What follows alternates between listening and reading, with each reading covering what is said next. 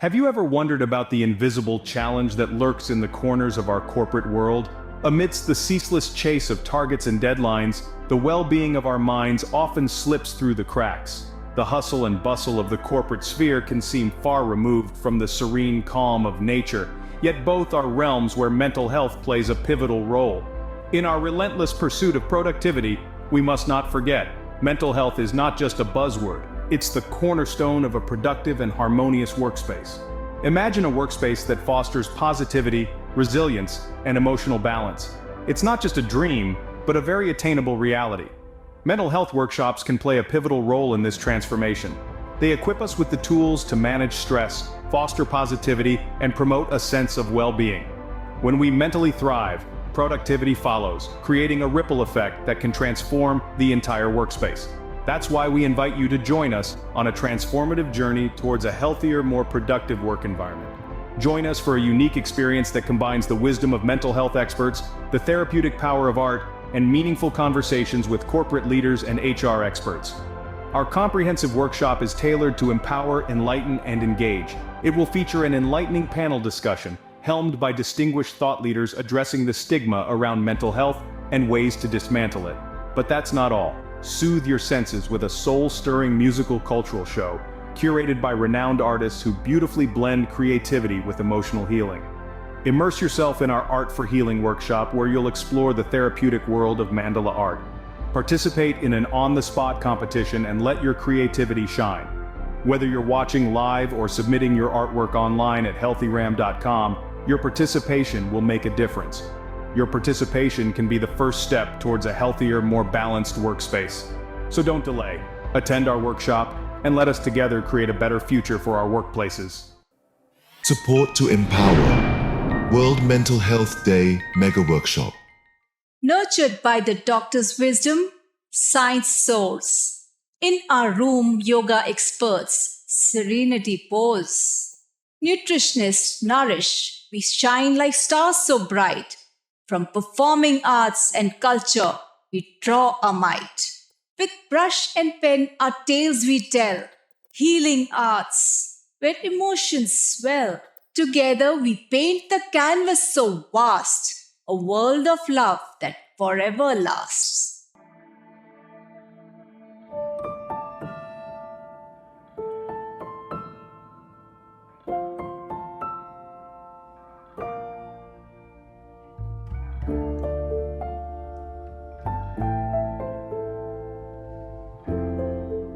Support to Empower World Mental Health Day Mega Workshop. A warm and heartfelt namaste to each one of you as we gather here today, not merely as attendees, but as a beautiful tapestry of the HealThyRam Nirmay Bharat community, a family united in our pursuit of holistic well-being and bound by the thread of care and compassion. Let's start with a prayer, a mantra.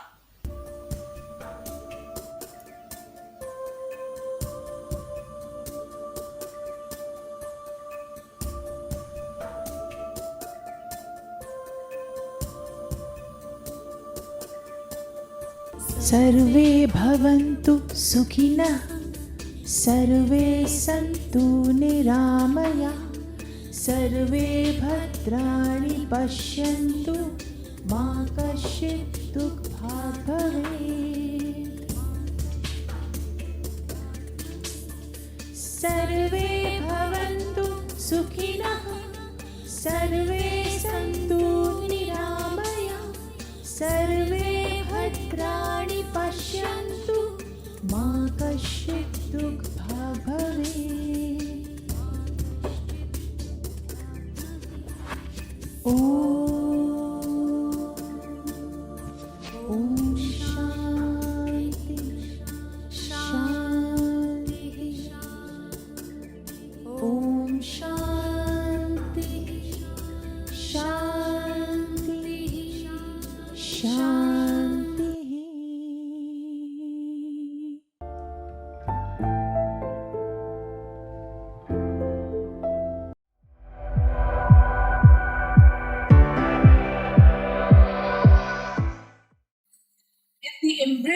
ancient chants we stand, a tapestry woven hand in hand, our ancient wisdom a guiding light, nurturing hearts pure and bright.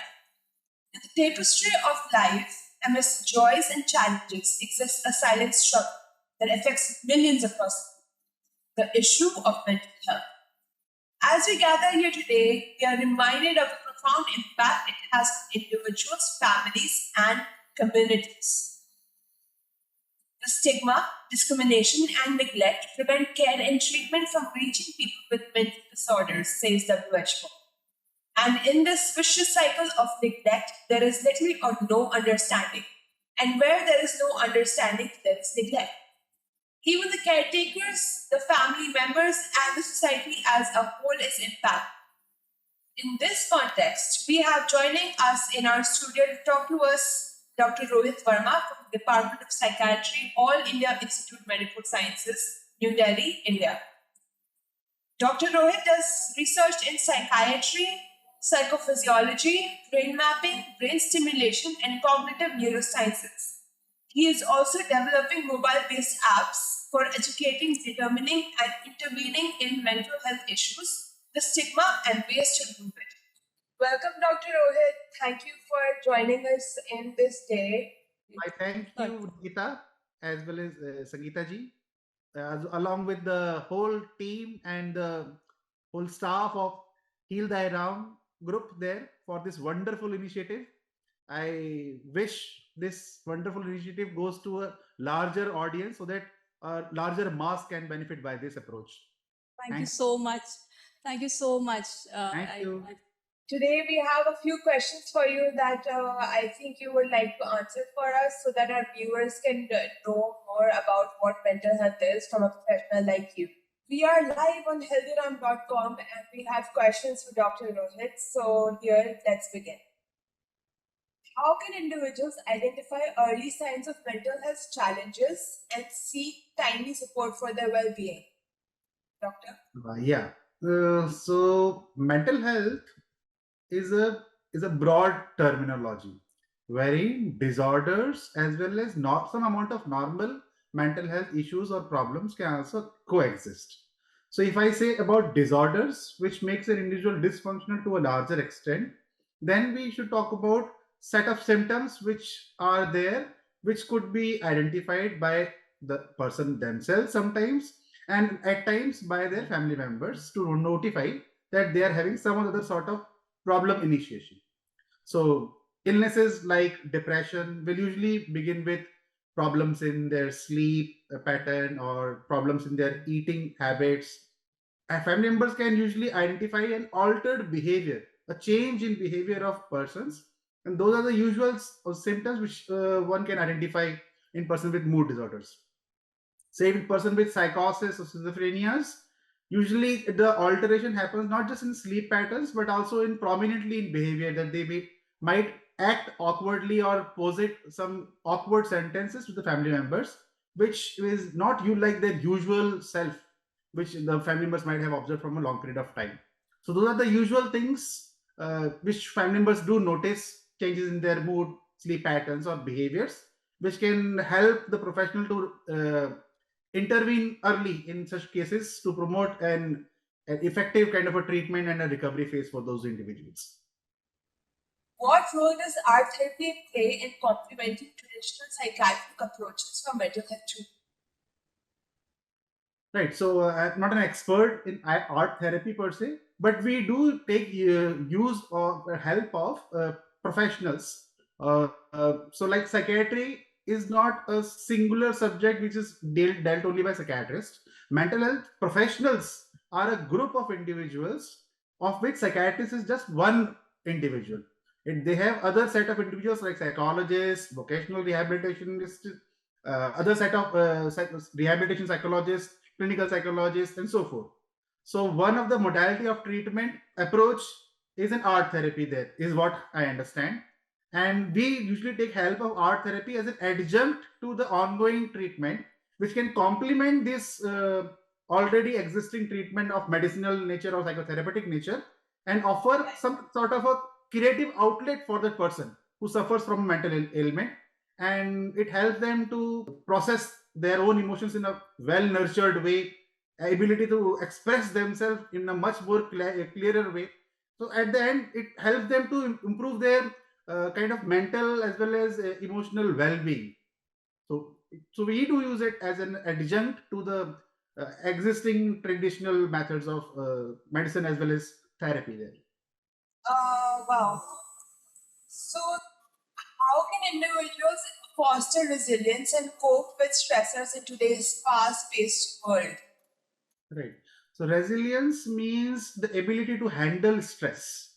So one thing that all individuals should likely foster into their own development is promote self-caring nature. More and more that they care about their own self, not just in terms of body's health, but also mind's health. So strategies like performing mindfulness or taking part in such kind of an activities where personal growth is nurtured is one of the major facet for managing stress effectively. Other facet is seeking social supports. So by the help of those around us, we can build on upon our existing coping strategies so that they can have a more positive outcome towards the kind of stresses that we may face on a day-to-day basis in our lives.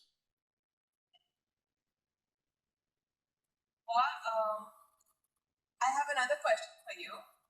What are some effective strategies to address the stigma surrounding mental health and promote open conversations in society? Stigmas arise from personal levels.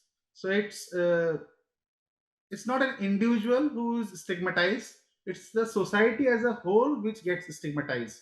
So not just it's not just a notion of an individual, but what he collects information from others around him or her is what creates stigma there. So one of the important facets there I would suggest is educating these kind of communal partners of an individual. So the community as a whole should be educated much more about what mental health is, what kind of problems are occurring in mental milieu of an individual, and what disorders are, what usual positive mental well-being states is, those kind of things. And sharing kind of a personal story by individuals who have already suffered from disorders or even negative well-being state in certain stressful periods would also help out a lot to break this kind of stigmatic position of the society. So encouraging about having more and more open discussions like this forum format that you are doing are the correct kind of ways by which one can actually develop more wide public sizing of what mental health is and what and how should it be managed or looked after. Right.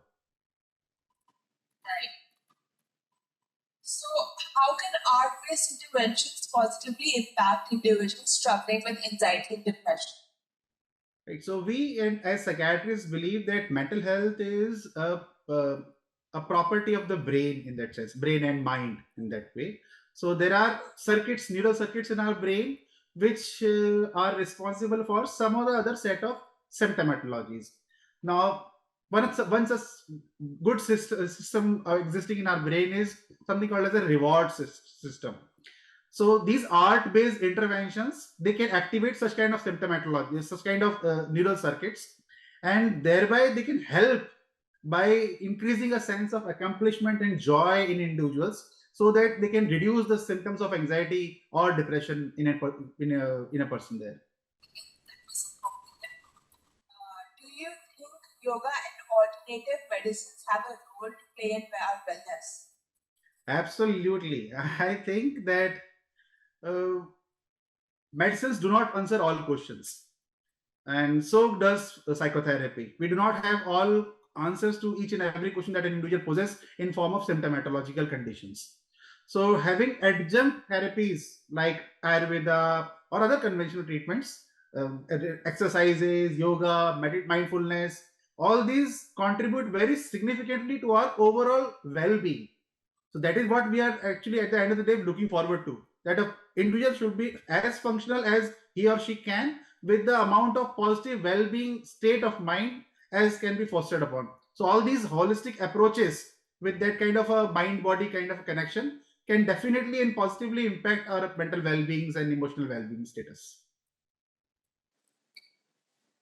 would like to hand over to Sangeeta Sharma for her questions Yeah, from the audience. Yeah, sure. Thank you so much, Nikita. It was really nice, lovely questions you had, lovely set of questions.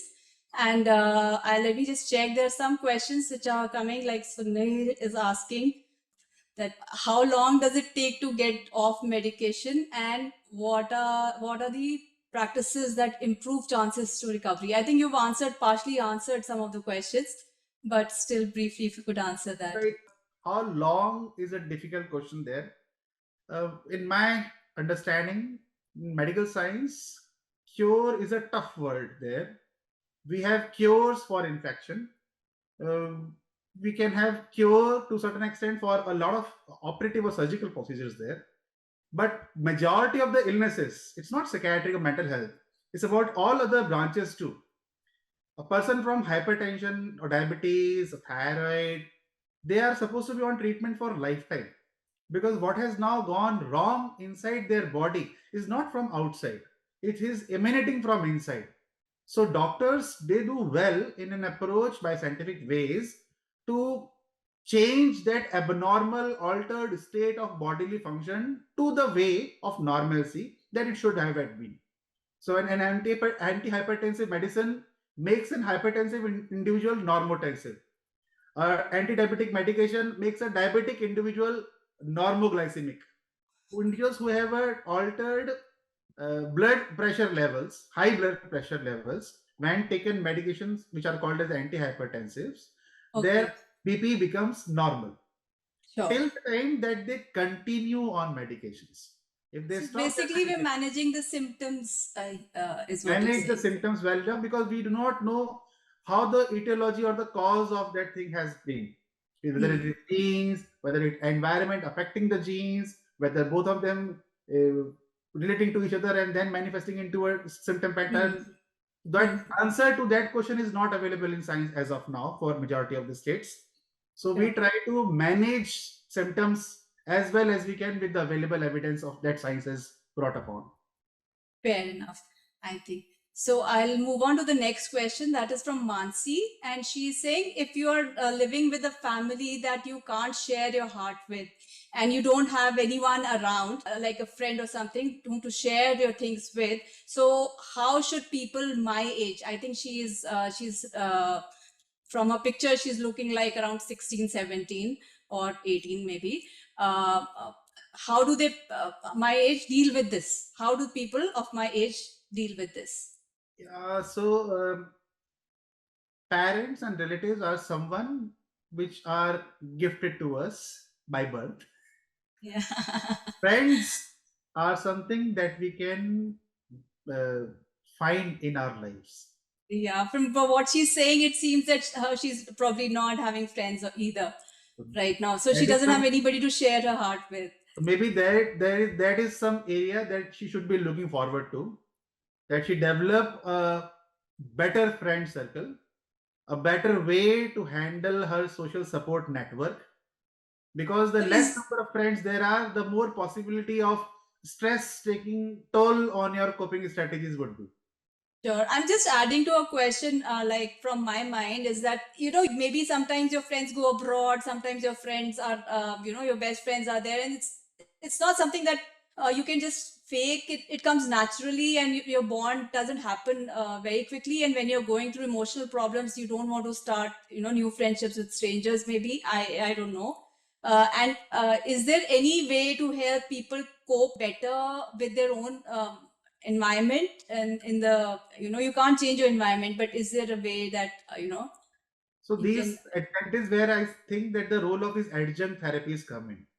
Yeah. So kind of art therapies, having a group involvement into maybe yoga or relaxation exercises group is a very wonderful initiative by Nikita and yourself, and I am wholeheartedly there for you, and I would suggest all the viewers there to spread the knowledge and understanding that art therapy and such kind of holistic approaches are meant for a more better well-being states, which just simply following traditional approaches might not occur. Yeah, So addressing the root much cause better there. also. Yeah, yoga, Ayurveda, and all those things. Sure. Thank you so much. I thank Sorry. you, Geeta, as well as Sangeeta ji, along with the whole team of HealThyRam for this wonderful initiative. I wish this wonderful initiative goes to a larger audience so that a larger mass can benefit by this approach. Thank you so much. Thank you. We indeed feel very blessed to receive this heartwarming support and guidance from Dr. Rohit. And now we request Mr. Venkatesh joining us from our studio to proceed with his discussion with the esteemed guest, Dr. Manchanda, on the topic of homeopathy.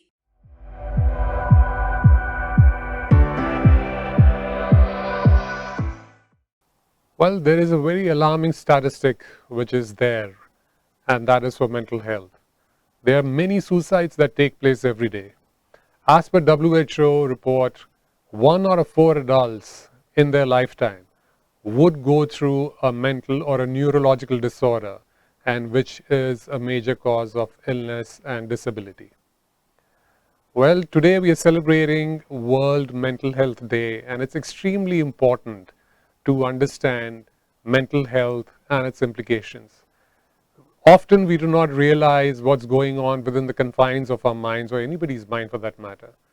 Physical ailments, easy to see, easy to diagnose, and you can relate and empathize or even understand what the person is going through.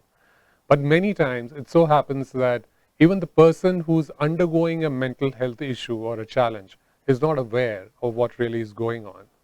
And it's extremely important to understand mental health and the importance of mental health that it has in our daily lives.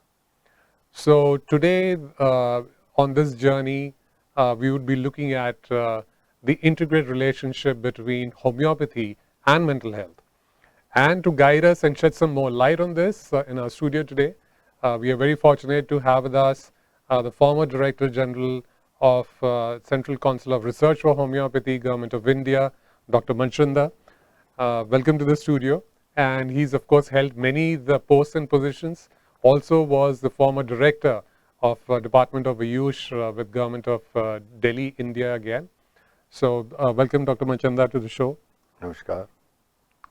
So first up, we dive in my first question, and most of the viewers and audience would also have, is what is homeopathy, if you can explain briefly, and how does it relate to mental health?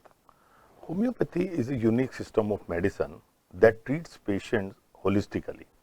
Holistically means that for the treatment and management of, as a matter of fact, any disease, you have to consider mental state of the patient as well as his physical symptoms. Homeopathy believes that every disease, even if it is any physical disease, somewhere start from thinking. Right. So homeopathy has a very close relation with mental health. In homeopathy, we believe that if we are able to address mental health in any patient, his all physical problems will also eventually disappear, will also be cured. So when we treat patient with homeopathic remedies, we consider that remedy that covers not only the physical problem, but mental state of the patient. And this is the reason you might have seen that whenever anybody goes to homeopathic doctor, he beside taking care of his physical symptoms, his physical you can say diagnosis, his investigations and all other things, whatever is required according to for the management of the case, he also takes interest in understanding the mental state of the patient. Right. What kind of mental state, how patient is responding, what patient is thinking about his physical condition, and what are his circumstances, his familial circumstances, all these things are taken into account. So homeopathy per se treats a patient holistically, wherein mental health is a very, very important ingredient. Right. Very rightly said. So how do the homeopathic remedies differ from medical conventional medicines or medications when treating mental health disorders? Actually, in homeopathy, we divide mental health disorders in different groups. I'll just tell you, not going into too much philosophical details, I will just tell you that there are certain mental conditions which are as a reaction to some of the temporary circumstances. And there are others which are more chronic in nature and are somewhere genetic in nature. And then there are certain mental diseases or symptoms which are related to some physical illness. And there are certain physical illnesses also, like peptic ulcer, like many, which are psychosomatic in nature. Right. Irritable bowel syndrome, psychosomatic in nature. So homeopathy treats all these groups of disorders very separately and with a intricate process.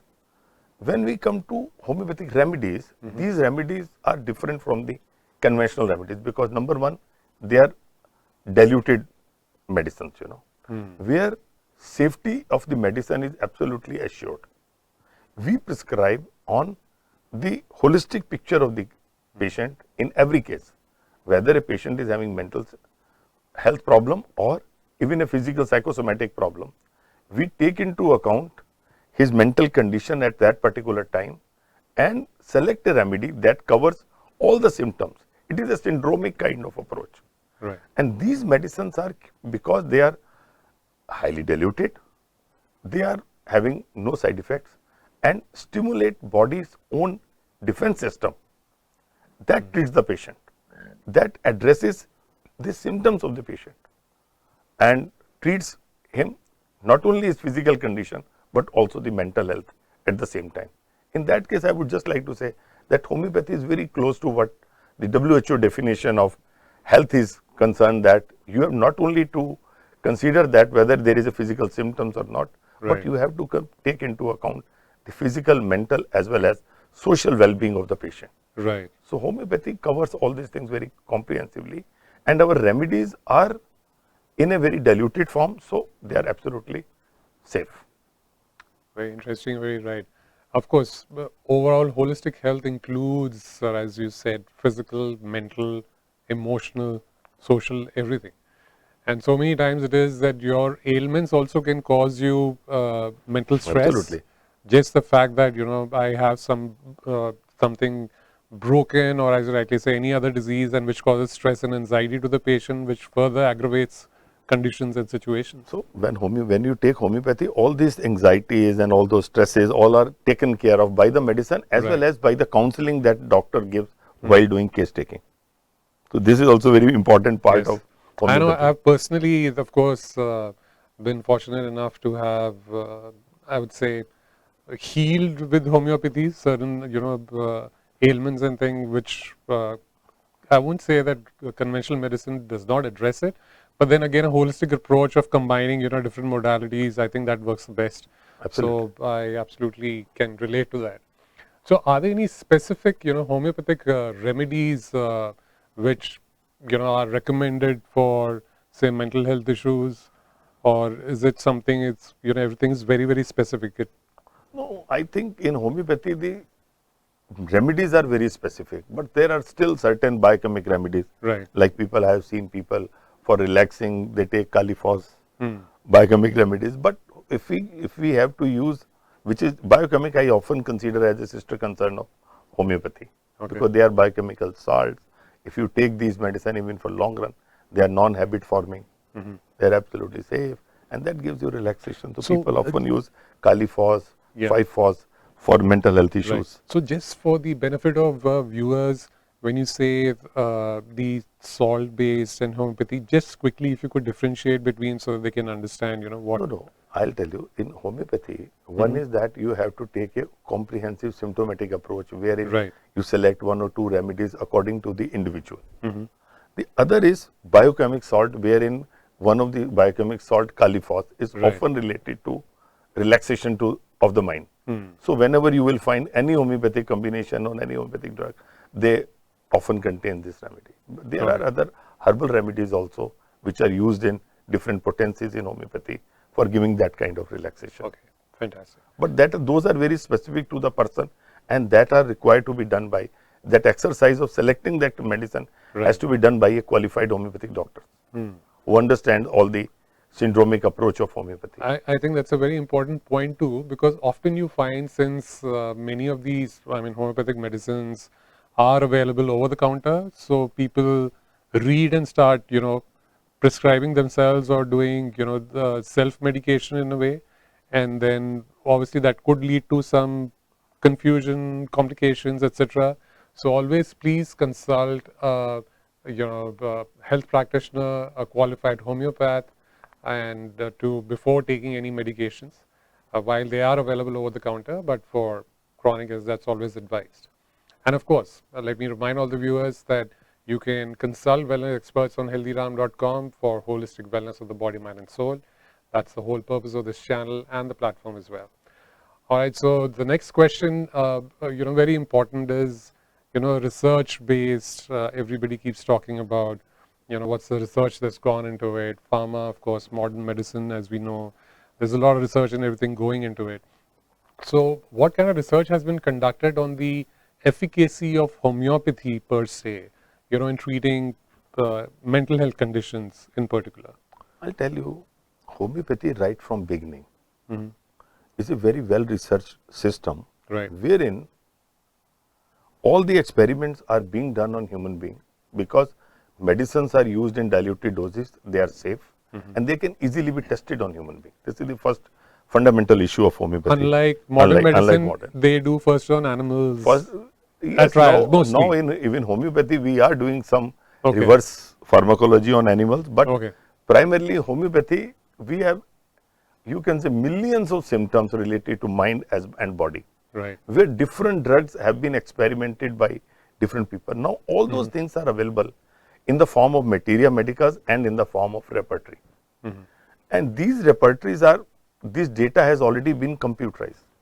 So whenever we use any medicine on a patient, we can refer to this computerized data, where experiences of doctors and where lot many symptoms of the patient, those who have been improved with homeopathy, are available readily to the doctors.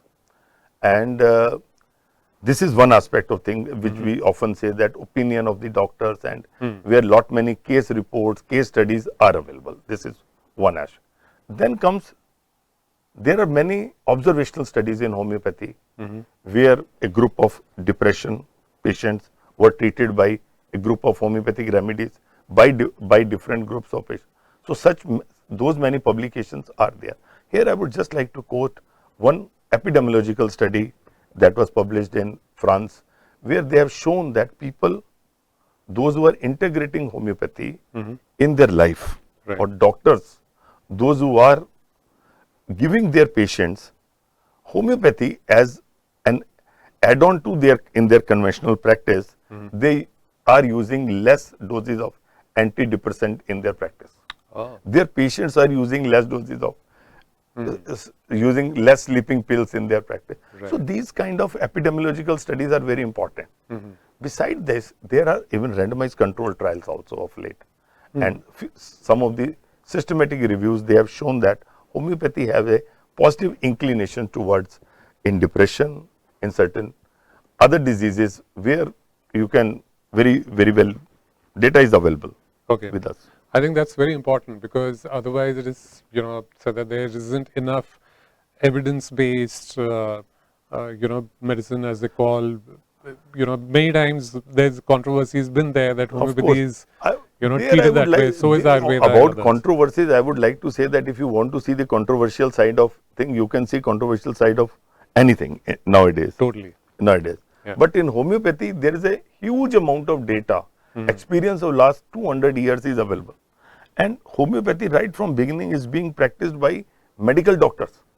Hahnemann himself, who Right. discovered homeopathy, was a conventional doctor. Yeah. So they were keeping records of those kind of things. Now it is a different matter. Now we want to see everything with the prism of randomized controlled trial. Right. Even in homeopathy, we have few randomized controlled trials in depression, in menopausal disorders, in many other diseases, where positive outcomes are there. But the data that practitioners still realize are mostly observational studies over a period of time, and these are nicely recorded studies. Okay. Right.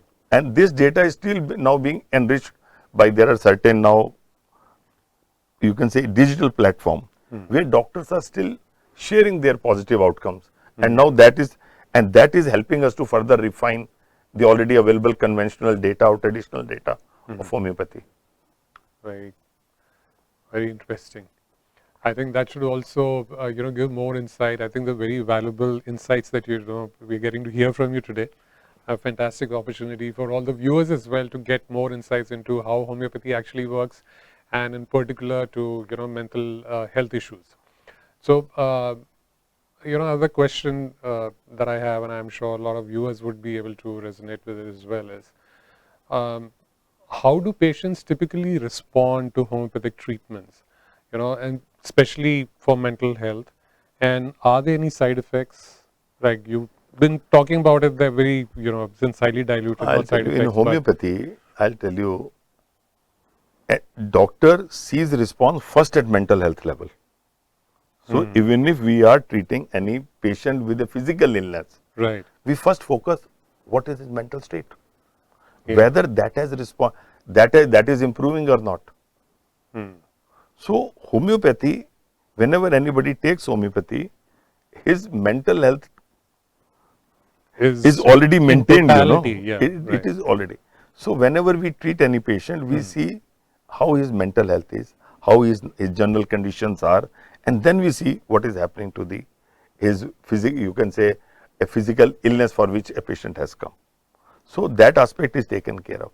As regards side effects are concerned, as I told you, that it is sometimes possible that if our selection of homeopathic remedy is not that much accurate, there may be less effect. Right. But side effects, the possibility of side effects is not there, even if you do long-term use of homeopathy. This is the advantage of homeopathy, because our medicines are relatively used in non-toxic doses. So you can use even for a long time. In fact, I hear this, and I also, online, of course, one reads about that sometimes when you start the homeopathic treatment, the condition aggravates slightly, and is that true, or is that, case to case basis? No, or? that is not true in respect of your mental health issues. But sometimes what happens, that patients are already taking so many drugs Right. to keep their symptoms under control.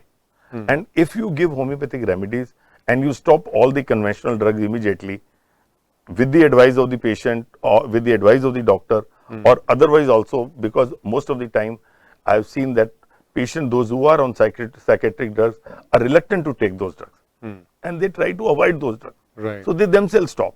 So that can lead to aggravation of the thing. Yeah. But importance of homeopathy is that if you add on homeopathy, even with that conventional medicine, it is quite possible that in the long run you may not require those drugs. Correct. And you can manage your most of the symptoms and most of the condition with the help of homeopathy only. Right. So again, the important thing, I guess, being that you should work in tandem with your conventional medicine or doctor that you take in the medicines, Yes, and yes. gradually reduce them if you find improvement, rather than doing it on your Absolutely. own, that you just stop and you shift to homeopathy. That I'm taking that sometimes gives blame to homeopathy. Right. That I have taken this dose, this has happened. That was primarily because Due of the to- stopping of the Correct. conventional drug that was keeping the symptoms under control for quite some time. So the next question is kind of related to what we are talking about.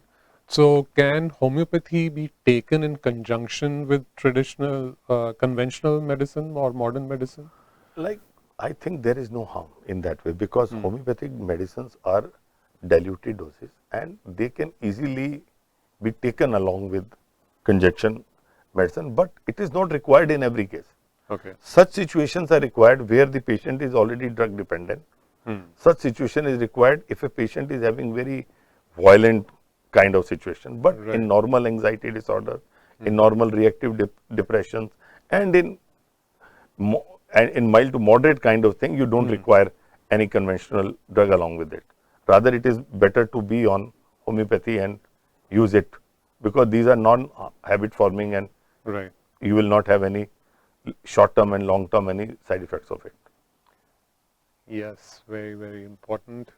So now the next question which comes to mind is, is there any difference in the approach how a homeopathy or a homeopath would approach a mental health issue versus, traditional, say, psychiatrists or, in modern medicine? Or they're similar? Or are there any differences? Homeopathy doctor approaches patient with and makes two types of diagnosis. One is the diagnosis of the disease and second is the diagnosis of the patient. Diagnosis of the disease means that what kind of conventional diagnosis you can make, because that gives an idea of what is the background of the disease and how you have to do the general management of the patient. But diagnosis of the patient help doctor to decide about the homeopathic remedies, homeopathic drugs that are required to be given. So homeopathic doctor makes two diagnoses in every case, and one diagnosis also helps him in giving right kind of counseling to the patient. I will tell you the intricate process of case taking in homeopathy, wherein you ask from the thought process of the patient, reactions of the patients, his family background, his vertical and horizontal history, his current socio-economic conditions and how he is responding to that, gives you an overall picture, and that is very, very important for the treatment as well as for maintaining mental health in any patient. So it gives us a very, very comprehensive coverage to the patient as regard homeopathic management is concerned. So homeopathic management is a complete management of the patient. It's not related to just one part or one disease of the patient. So in the true sense, it's actually holistic healing of the person, understanding the person completely rather than just going symptomatically and saying, okay, you have a headache, you take this pill, or you have that, but you get down to the deep. So, and mental health issues even more important. Absolutely. So, is everything kind of homeopathy can address the entire, all kinds of mental health issues and illnesses, or is there something that homeopathy does not work very well in your opinion? So like you have today, No, in our experience, we have seen the patient, those who are very violent. Since we do not have that kind of palliative remedies and immediately controlling those states, sometimes homeopathic doctors have limitation in managing those patients. Okay. Especially in cases of very severe cases of schizophrenia, very severe cases of bipolar disorders. Right. So we have seen that it is difficult to manage with homeopathy. But even in those cases, once that violent episode is over, homeopathy has a role to play. And even sometimes we have cases seen that there are certain refractory cases of bipolar disorders and refractory cases of schizophrenia where they have taken lot many conventional drugs and are still not completely getting all right. By adding homeopathy, you can address many of the symptoms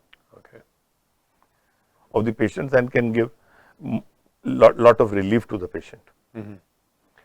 So, how do you, respond to the skeptics, so-called, who, question the efficacy of homeopathy in general, and in particular, of course, mental health issues, I think even more intricate, even more complicated.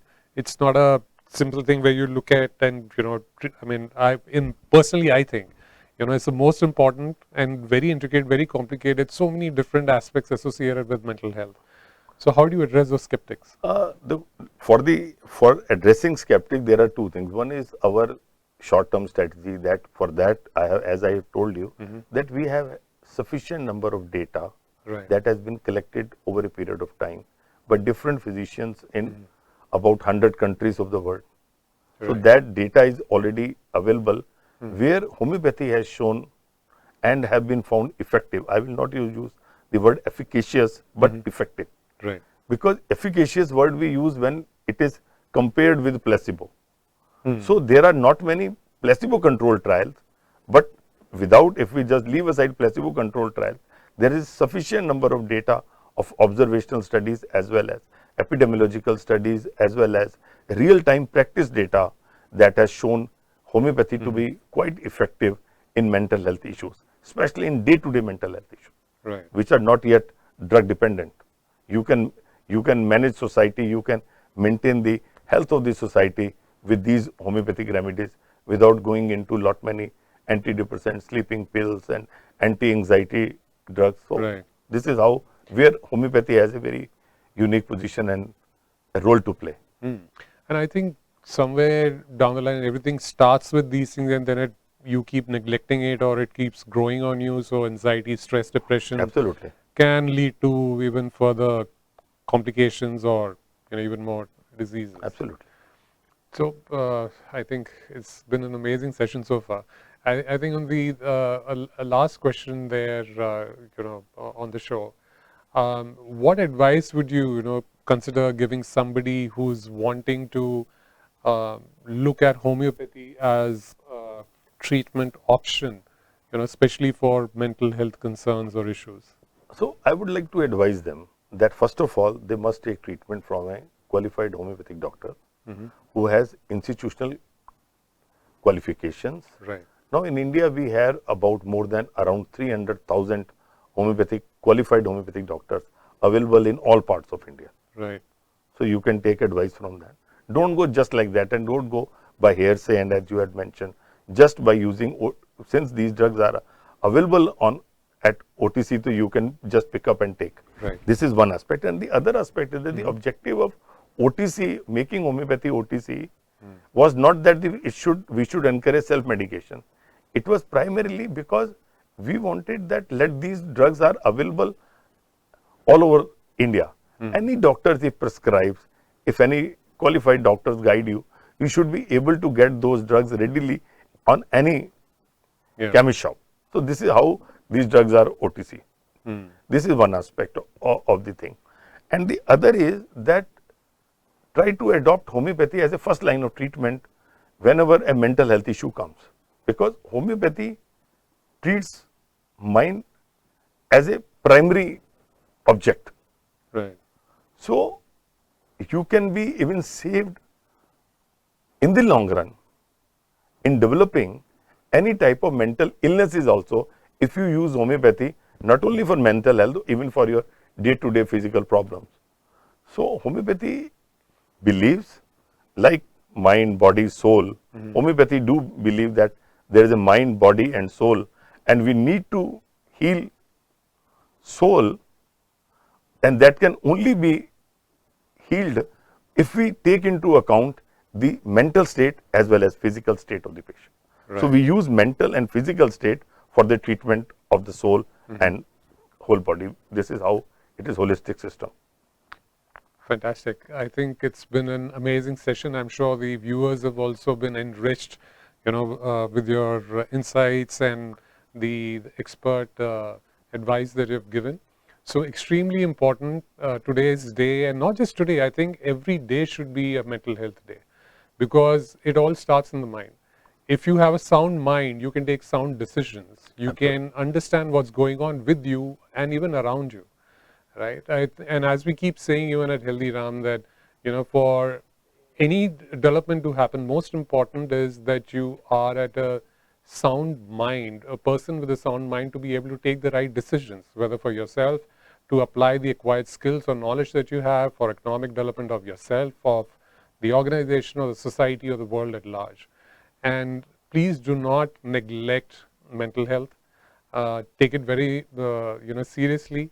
At the same time, be joyful, be cheerful, and do not take unnecessary stress, anxiety. It all starts there, and it applies to all ages.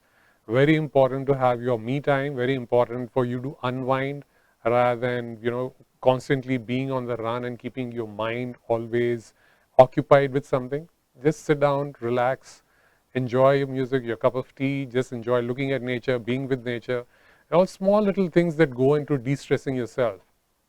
And as Dr. Manchanda rightly said, if you can detect and start early, and that will help in going a long way in avoiding complicated mental health issues down the line. So with that, take care of yourself. Thank you so much, Dr. Manchanda, Thank you for by this the studio. opportunity. Yeah, it's a and pleasure. Take care of yourself, your mental health as well as your physical health.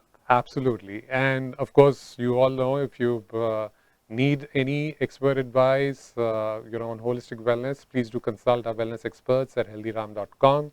And if you like the content, what we are bringing to you, please like, share and subscribe, and spread the word and spread the joys. Keep smiling, stay healthy, stay happy. Until next time, we'll see you soon.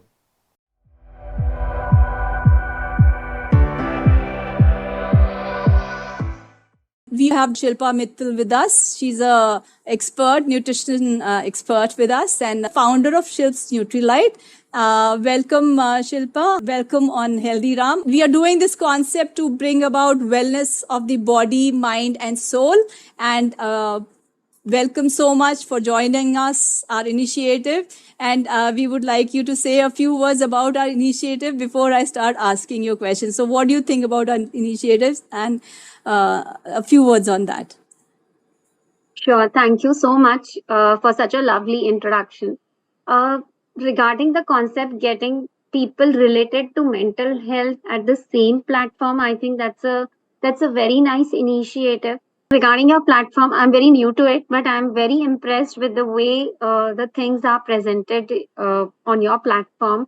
So I personally, I mean, when it was the first time and when you all were interacting, things are quite well. I would say you all have really curated it quite well, very easy for any layman to understand. And I'm happy that you all are not just tackling at one aspect. It is you have collaborated with so many people, not just, I mean, at one aspect, maybe not just allopathy, but also natural ways of healing. And that's what I mean, really, I am impressed with that thing.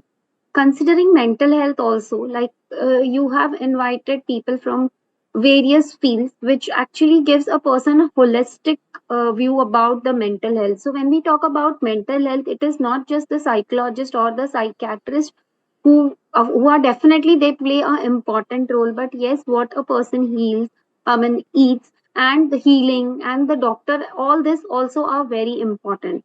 So I think this is a very nice initiative to get, I mean, at least to create awareness and to let people know as to what all things they need to do if they have any kind of mental issues. Absolutely. And nutrition also, as we all are very well aware, plays a very crucial role in mental health as well, I'm sure, because a lot of people don't know that we concentrate on our physical health, our external health, but even I believe, firmly believe, and I would like you to highlight it further, that nutrition does have a very critical role also, apart from, because medicines, I think there's a very famous saying that, if you eat your food like your medicine, you don't need to eat your medicine as your food. So we would like to, really utilize your expertise and your expert comments on, like, my first question to you would be that how does nutrition impact mental health? And what are some of the nutrient, rich food that support emotional well-being and a person's, inner self? So Yes, so a very good question. First is how does food impact your mental health? Because there is very less awareness about it. But yes, food impacts has a long term as well as a short term impact on your mental health. There have been various studies, and now nutrition and mental health is extensively studied. I can put it up this way. I would quote a Hindi saying here, "Jaisa an वैसा मन." So the way you eat, you behave, or your, I mean, the everything, the brain processes things like that. So when I was small, I used to listen from my grandparents that if you eat a lot of spicy food, the person will be kind of an angry personality. So when now after growing up, when I take my clients recall and when I ask them about their likes, dislikes, and when I relate, yes, I would not say 100%, but yes, somewhere I can relate to those clues. So okay, yes, whatever you eat definitely impacts your mental health. And now coming to the second part as to what are some of the foods okay, which will support your emotional well-being, because when I see my patients, apart from the clinical conditions, each and every one of us do have some, maybe a major or a minor mental issue. So I will tell you quickly some foods which you can use in your day-to-day life and which will support your emotional health. One I would say is something like foods which have happy chemicals. Now, what are those? So, when you eat certain foods, you feel really good. You need to just introspect. I'm not talking about the junk food. You definitely, we all feel happy, but true, true. then that happiness, if we really think back, that happiness is not long lived. So Yeah. say maybe if I like a burger or a pizza and I eat, I'll feel very You get happy a for sudden that spike, moment. and then So the same I thing, if we try and relate to healthy foods, so the thing I was talking about, happy chemicals, they are serotonin, which makes you feel good. So all your whole grains, beans, lentils, the fresh fruits and vegetables, nuts and seeds, these are some of the natural foods which will help you generate this happy chemicals. So over a period of time, when you include them regularly in your diet, you will notice that yeah, you're in a better position to handle your emotional health.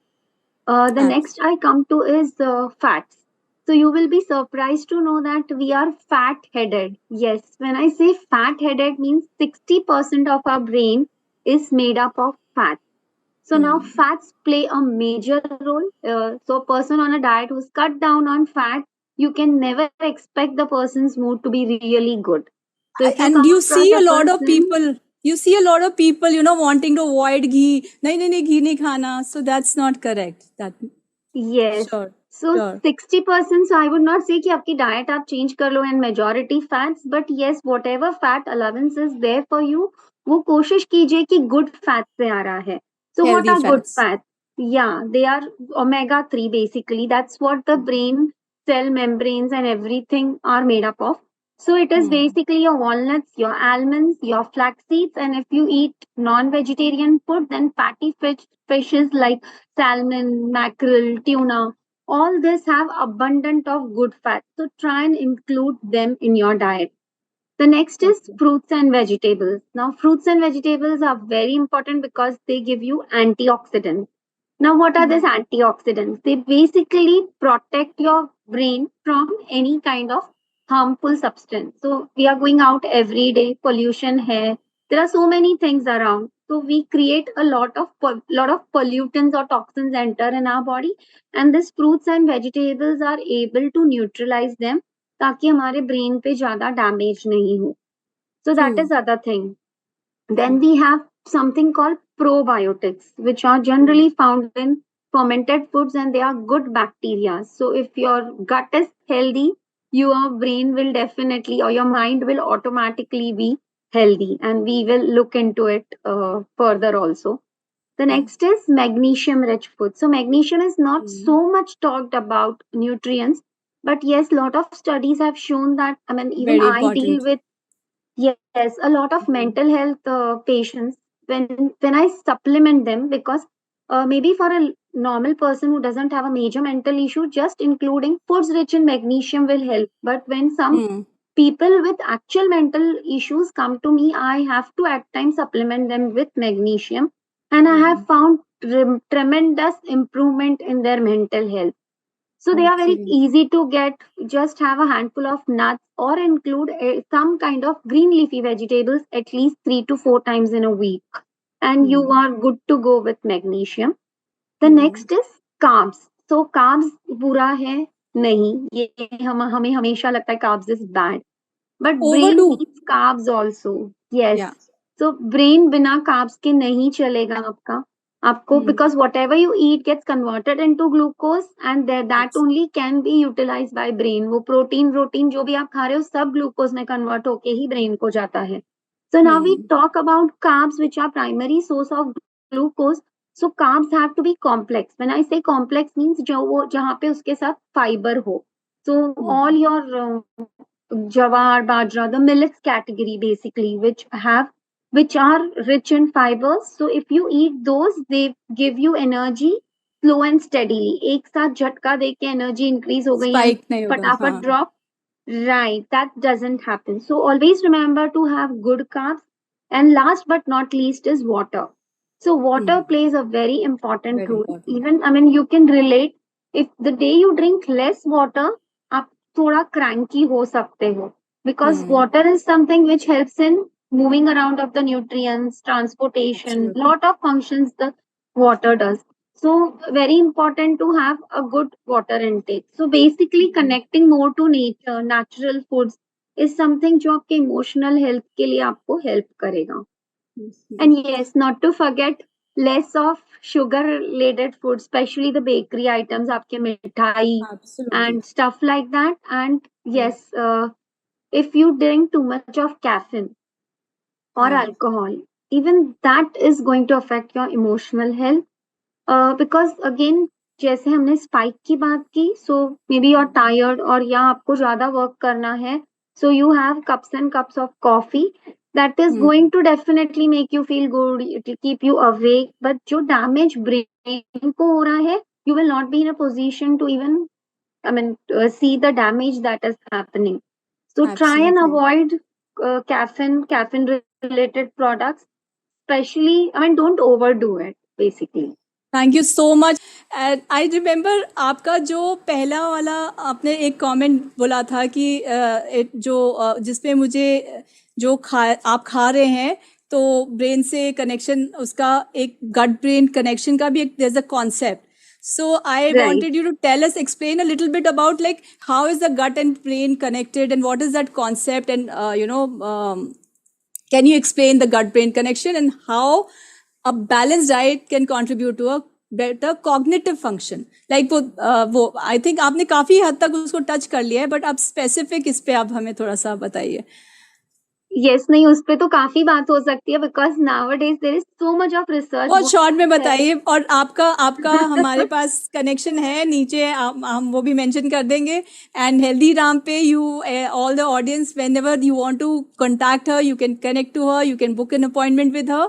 So it's there on healthyram.com.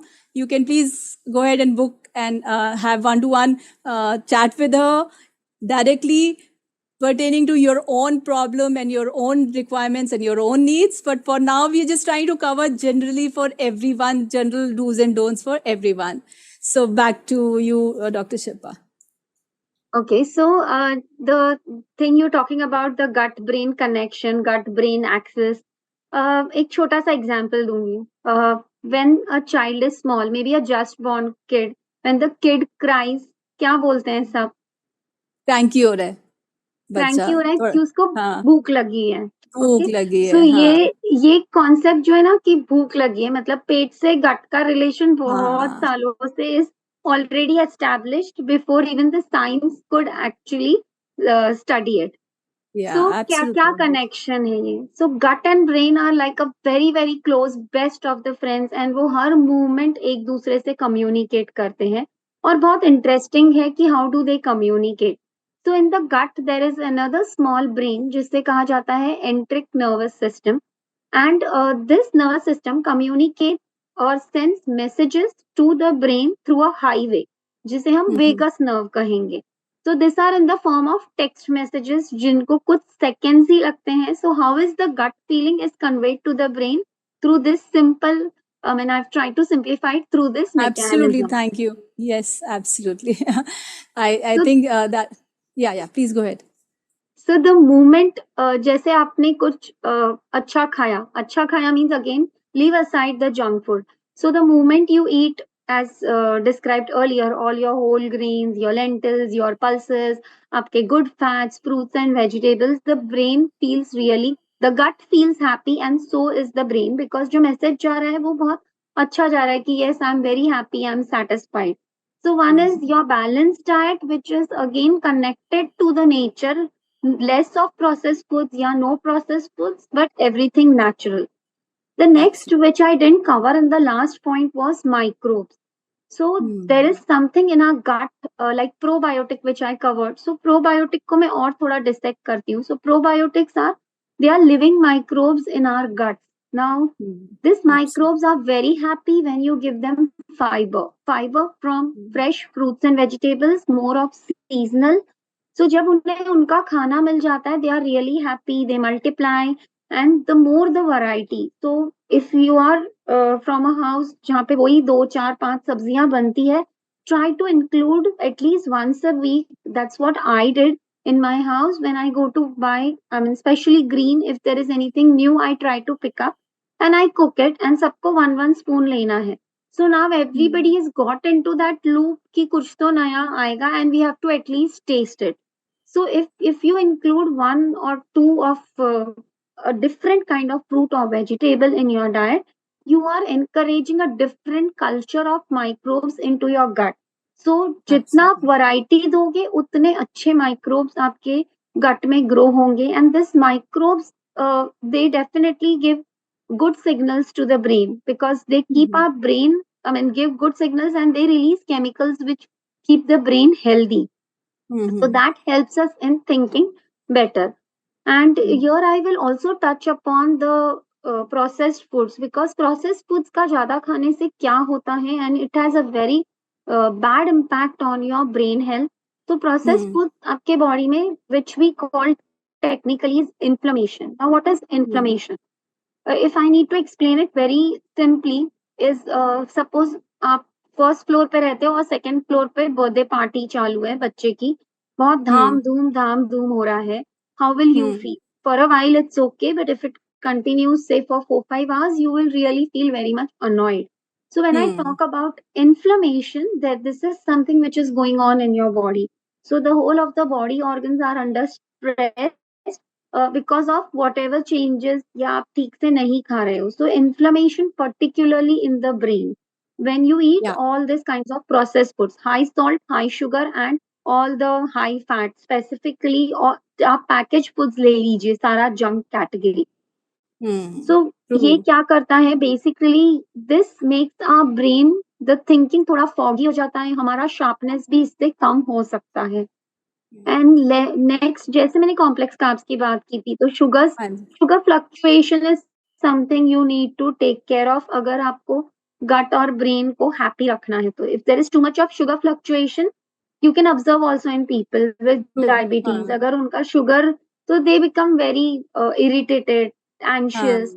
So sugars is what you need to manage. And last but not least is water. So water हमारे brain के लिए एक cooling का काम करता है. आप पीते मुंह से वो गट पे जाता है, बट वो एक कूलिंग इफेक्ट आपके ब्रेन को देता है. So that also basically helps you, I mean your brain to work the best. Sure. Okay, now I am going to just go back a little bit. You just mentioned about, improvement of the focus, memory and concentration. And since this episode is about, also focus more for the corporate, we are just, this particular episode, we are focusing more on the corporate wellness and how, because a lot of people around us are also, they've like been in the home and now we want people to come back to work, and globally there is a lot of there is a lot of stress and a lot of brain fog, just as you just mentioned and all that. So now in the context of corporate, I would like to ask, like, what are the dietary tips that you can offer to enhance focus, memory and concentration for especially the office going people. This is going to be applicable for everybody else, all people equally. But any tips for the office going people, like if they have to carry a tiffin or something in that context, I'm asking. Sure.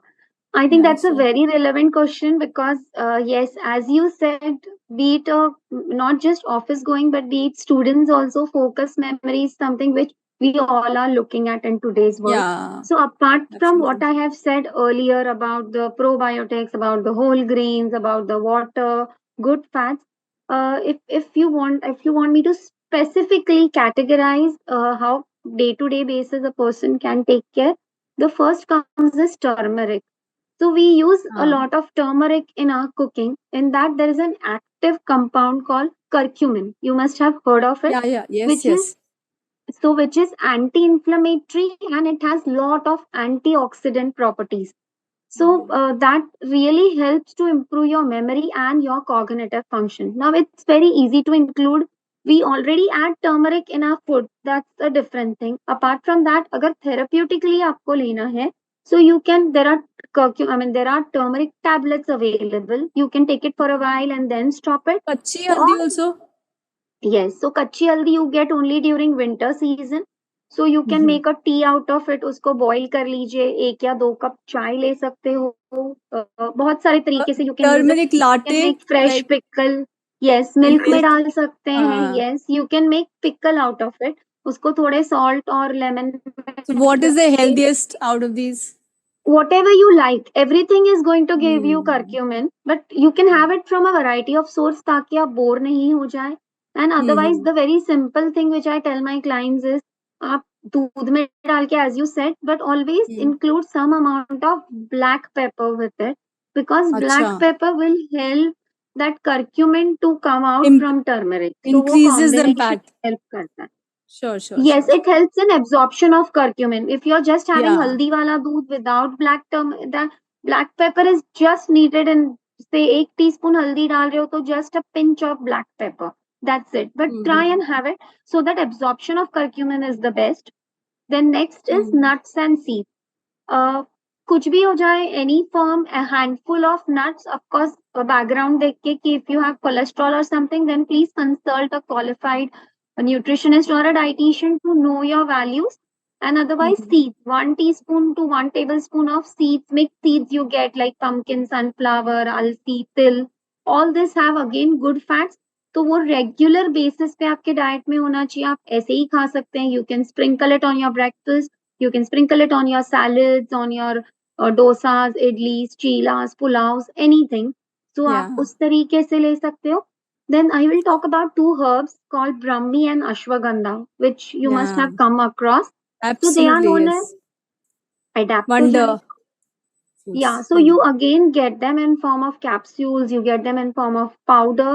How I use is I get Brahmi leaves. I have a farmer who delivers it to me, and I make chutney out of it.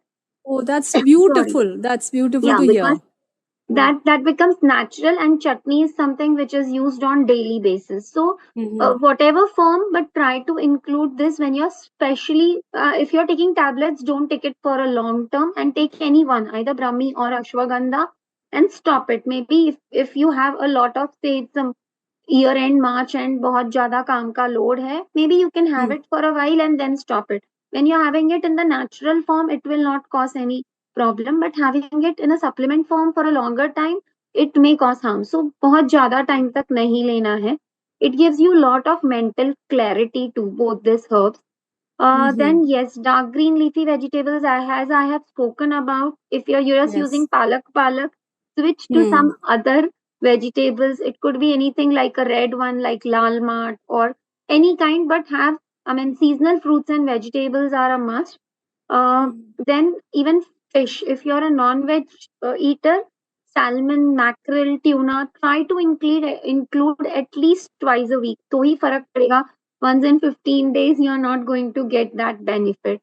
So these are some of the things which can be done on daily basis, and this is going to help you improve your focus and memory both. So, and my next question related to this is like a lot of people are conscious, but sometimes, when you are in stress and all, especially abhi post COVID, a lot of people are in stress. So you don't even think about it. You know all this.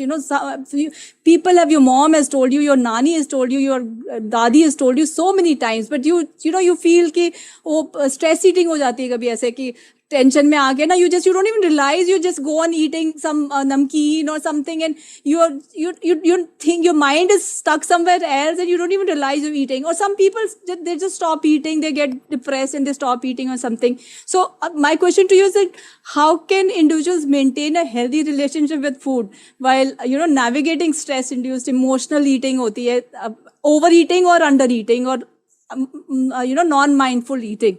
So how does one do that? I love this question. This is really very good. And I basically see clients juggling with this on day-to-day basis. So when I tell them mindfully khana hai, the first thing is, ma'am, mindful khana hi kaise hai? Mindful khana hi kya hota hai? वो mind होता ही नहीं है ना, mind is somewhere stuck somewhere else. Yes, so वही चीज पे मैं आ रही हूँ. Mindful eating is जब आप खा रहे हो वो 10 मिनट पूरा निकाल के खाइए. Like just focus on what you are eating. So at times, since this is for a corporate, I think for males, आपकी wife ने टिफिन में क्या दिया? I think if I ask you after your lunch also, you may not able to recollect because आपने खाने के लिए ही खाया है. So just take time, whether it is, for ladies and gents both, take time, take out that 10 minutes, कुछ फर्क नहीं पड़ेगा, but be involved into what you are eating. That's very important.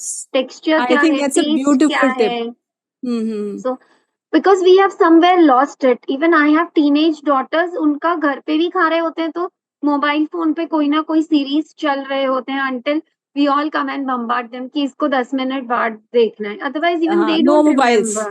Yes.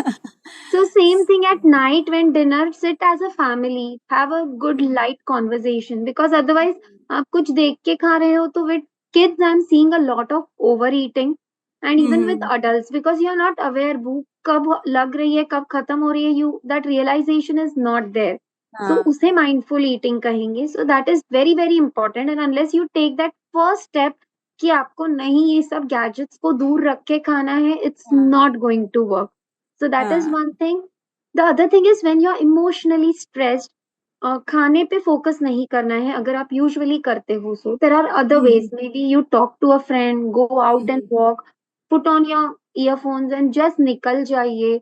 So maybe read a Go book. for a walk. कुछ yes, gardening करते हो तो थोड़ा plants के बीच में बैठ जाइए. True, So true. anything apart from food आप कर सकते हो. अगर बीच पास में है, so just go out, ताकि आप I वो wish. उस फेस को आपने टाल दिया. Otherwise, ji if you are ji at home and सामने कुछ पड़ा है, everybody does a wrong binge eating. Eating हो जाएगा. जी, Yes. The other thing absolutely is true. don't skip meals. Suppose you know कि you are going through a phase जहाँ थोड़ा emotional up down हो रहा है, consciously भूख नहीं है तो भी time पे lunch, टाइम dinner, पे खाओ. breakfast. Yes, the moment you skip meal, the next your again मैंने जो इतनी सारे बात की brains को nutrients नहीं मिलेंगे, तो कहीं ना कहीं आप overeat कर दोगे because brain के energy levels are totally down. And वो next न्यूट्रिशनल खाना खाने की जगह आप बिंज ईटिंग कर लेंगे, कुछ अनहेल्दी स्नैक कर लेंगे. Right. True. Ji Next ji is to set an achievable goal. कई बार हम कहीं कोई भी चीज में, भले ही it is weight loss या आपका पर्सनल कोई टारगेट होगा, ऑफिस को रिलेटेड टारगेट होगा, जो आपको लगता है आप अचीव कर सकते हो, set those kind of goals, because जहाँ when you realize that you are not able to achieve it, you automatically enter a zone which disturbs your emotional health. So work on that. अगर आप बार बार ऐसे zone में जाते हो तो, and at times if you are with friends, family and कुछ wrong eating कर ली, बहुत सारा junk खा लिया, don't होता है. punish yourself. Be kind to yourself and वो guilt को मत आने दीजिए. Just move on. It's okay when we are with, like, it's going to be festive season, Ganpati, Navratri, Diwali. ये तो It आपने बहुत may अच्छी बात happen. बोली. Yes, I'm sure so it may all your happen. audience are going to love you for that. So because Okay. जब वो guilt आता है, I've seen my clients going wrong. चलो खा That's लिया ना even एक worse. बार. हाँ. Yes, so अब कोई फायदा नहीं करने का, and then that's how you get trapped. फिर realize होगा you will again. So it's okay. Just tell yourself it's okay and move on. कुछ नहीं बिगड़ा है. So this is very important. सो बस एक मेरे को और आपसे पूछना था कि अगर आपके कोई टिप्स है for the owners of work places to if can they do something आपके दिमाग, this is a just question which came to my mind कि अगर आपके जैसे वर्क प्लेस में कोई ओनर है, वो कुछ कर सकते हैं, जो या फिर जो मैनेजर्स हैं, लोगों के अपने जो स्टाफ हैं उनको थोड़ा कंफर्टेबल करने के लिए मतलब आप जो स्पेशली जो थोड़ा बड़ी कंपनीज हैं वो उनके लिए, या फिर जो स्मॉल कंपनीज हैं जो कि ऑन अभी पोस्ट कोविड तो सभी बजट पे चल रहे हैं, तो लेकिन कुछ चीजें होती हैं जो ह्यूमन होती हैं, जो जिसमें बहुत पैसा नहीं लगता, थोड़ा सा दिल लगता है और थोड़ा सा ध्यान से आप करो तो आप वो कुछ चीजें मैनेज कर सकते हो. उनके लिए भी कुछ कर सकते हैं क्या आपके ऐसे off the cuff extra question for you? Yes, this can be done, and I have worked very closely with Johnson and GE with this. 5 years I was on board with them and beautiful results mile. So what you can do is, one is if your company is offering snacks या meals, उसे आप थोड़ा सा balance कीजिए. The way I told you, at least fruits आप रख सकते हो. Beverages section change कर दीजिए. All या Cola, soft drinks, to much of T, coffee specially can जब बी रिप्लेस्ड. पार्टी का बताइए आप. पार्टी होती है और बर्थडे पार्टीज होती है, तो उसमें क्या ऑफर करना चाहिए बर्थडे पार्टीज में? Okay, so yes, lot of healthy things. So instead of juice, cold drinks, आप बच्चों को मिल्क शेक ही दे दो. Maybe a small glass. sorry, I'm Sorry. cutting you here. My Yes. question is only for the For the corporate corporate world. office. Yes. When you have birthday parties or you have some Yes. celebration or Yes. a happy Got hour, it. what should be done then? Because सबसे Yes. पहले ही That. होता है एक बड़ा सा unhealthy सा cake मंगवा लो, कुरकुरे मंगवा लो, चिप्स मंगवा लो और समोसे True. मंगवा लो, और जितनी अनहेल्दी चॉइसेस हैं वही सबसे पहले दिमाग में आते हैं कि और खुशी भी होती है, आप कोल्ड ड्रिंक मंगा लो, पियो कोल्ड ड्रिंक, बड़े खुश होते हैं लोग। तो उसको अगर आप हेल्दी करोगे तो लोगों का मूड ऑफ हो जाएगा, तो वो is there a suggestion you have for that? Yes, so nowadays, that's a very good question because nowadays, if you see, there are so many people to help in this segment. मैं पहले beverages से start करूंगी। तो जी। क्योंकि हम mental health के बारे में बात कर रहे हैं, so something like a banana milkshake or a chiku milkshake is really very good for your brain because banana milkshake में वो serotonin फटाफट generate हो जाएगा the moment you have it. So instead of going in for cold drinks and stuff like that, you can give milkshakes, you can give smoothies, you can give vegetable juice, cold pressed juices है. So ये सारे options आप दे सकते हो और अगर ये budget से थोड़ा high लग रहा है, then you just give them variety of green teas भी बहुत सारे मिलते हैं. So that is also okay. When we come to the food section, again थोड़ा सा ही twist करना होता है junk में, and there is lot of help available. Even you have caterers who are willing to transform the menu. तो कहीं पे थोड़ा millets include कर लिया जहाँ complex carbs का ध्यान रखा है. Sugars में going for natural like dates हो गई, किशमिश हो गया. Jaggery, honey, sugar come in the same category. So even if you're ordering for cake की जगह order for a halwa. So maybe something like a moong dal halwa. Maybe you may not order a big piece. You can order a smaller ताकि सब portion control में खाए. That or else you get healthy cake also. Sugar free मिलता है जहाँ naturally dates, थोड़ा jaggery, millets का cake भी मिलता है.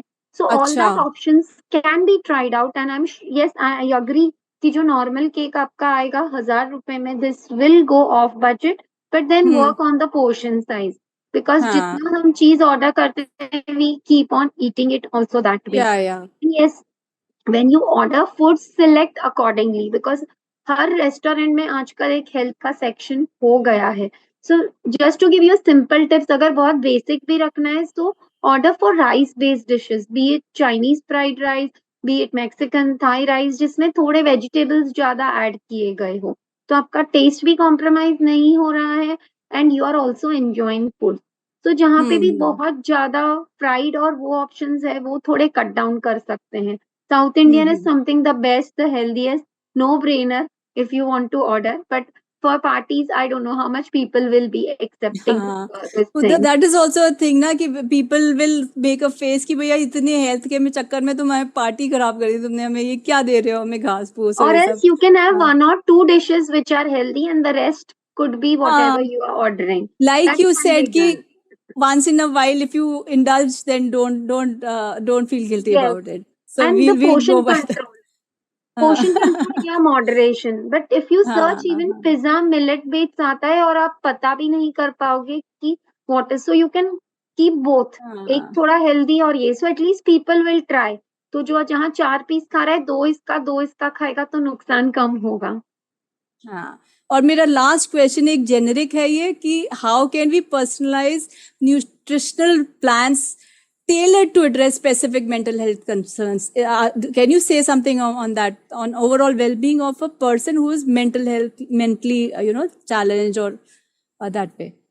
Yes, so when it comes to personalization, we require a lot of details. एक तो the medical history, the general history. We also require the person's statistic in terms of height, weight. So weight is very important because if the person is overweight and specifically visceral fat, जो हम central obesity कहते हैं, if that is more, जैसे हमने gut और brain की बात की थी, that itself will make your brain very lethargic, very slow to work because जितना fat आपके abdomen के आसपास होगा, it will slow down the working of your stomach and other organs. So that is something we look into. We require a certain amount of blood parameters, the nutrients I was talking about. If they are deficient, हमें उसको ध्यान रखना होगा diet में. We also talk to the family if there is a need. If a person is suffering from mental health issues, because a lot of other factors also count, like cooking में कितना health है, whether the person is eating outside. So yes, all this, the what are the person's likes, dislikes, what are the culture, what is cooked at home. Based on all that, we then formulate a diet plan. Yeah. So if somebody has a requirement, they can always contact Dr. Shilpa, and you have the link in the description. So thank you so much, Dr. Shilpa.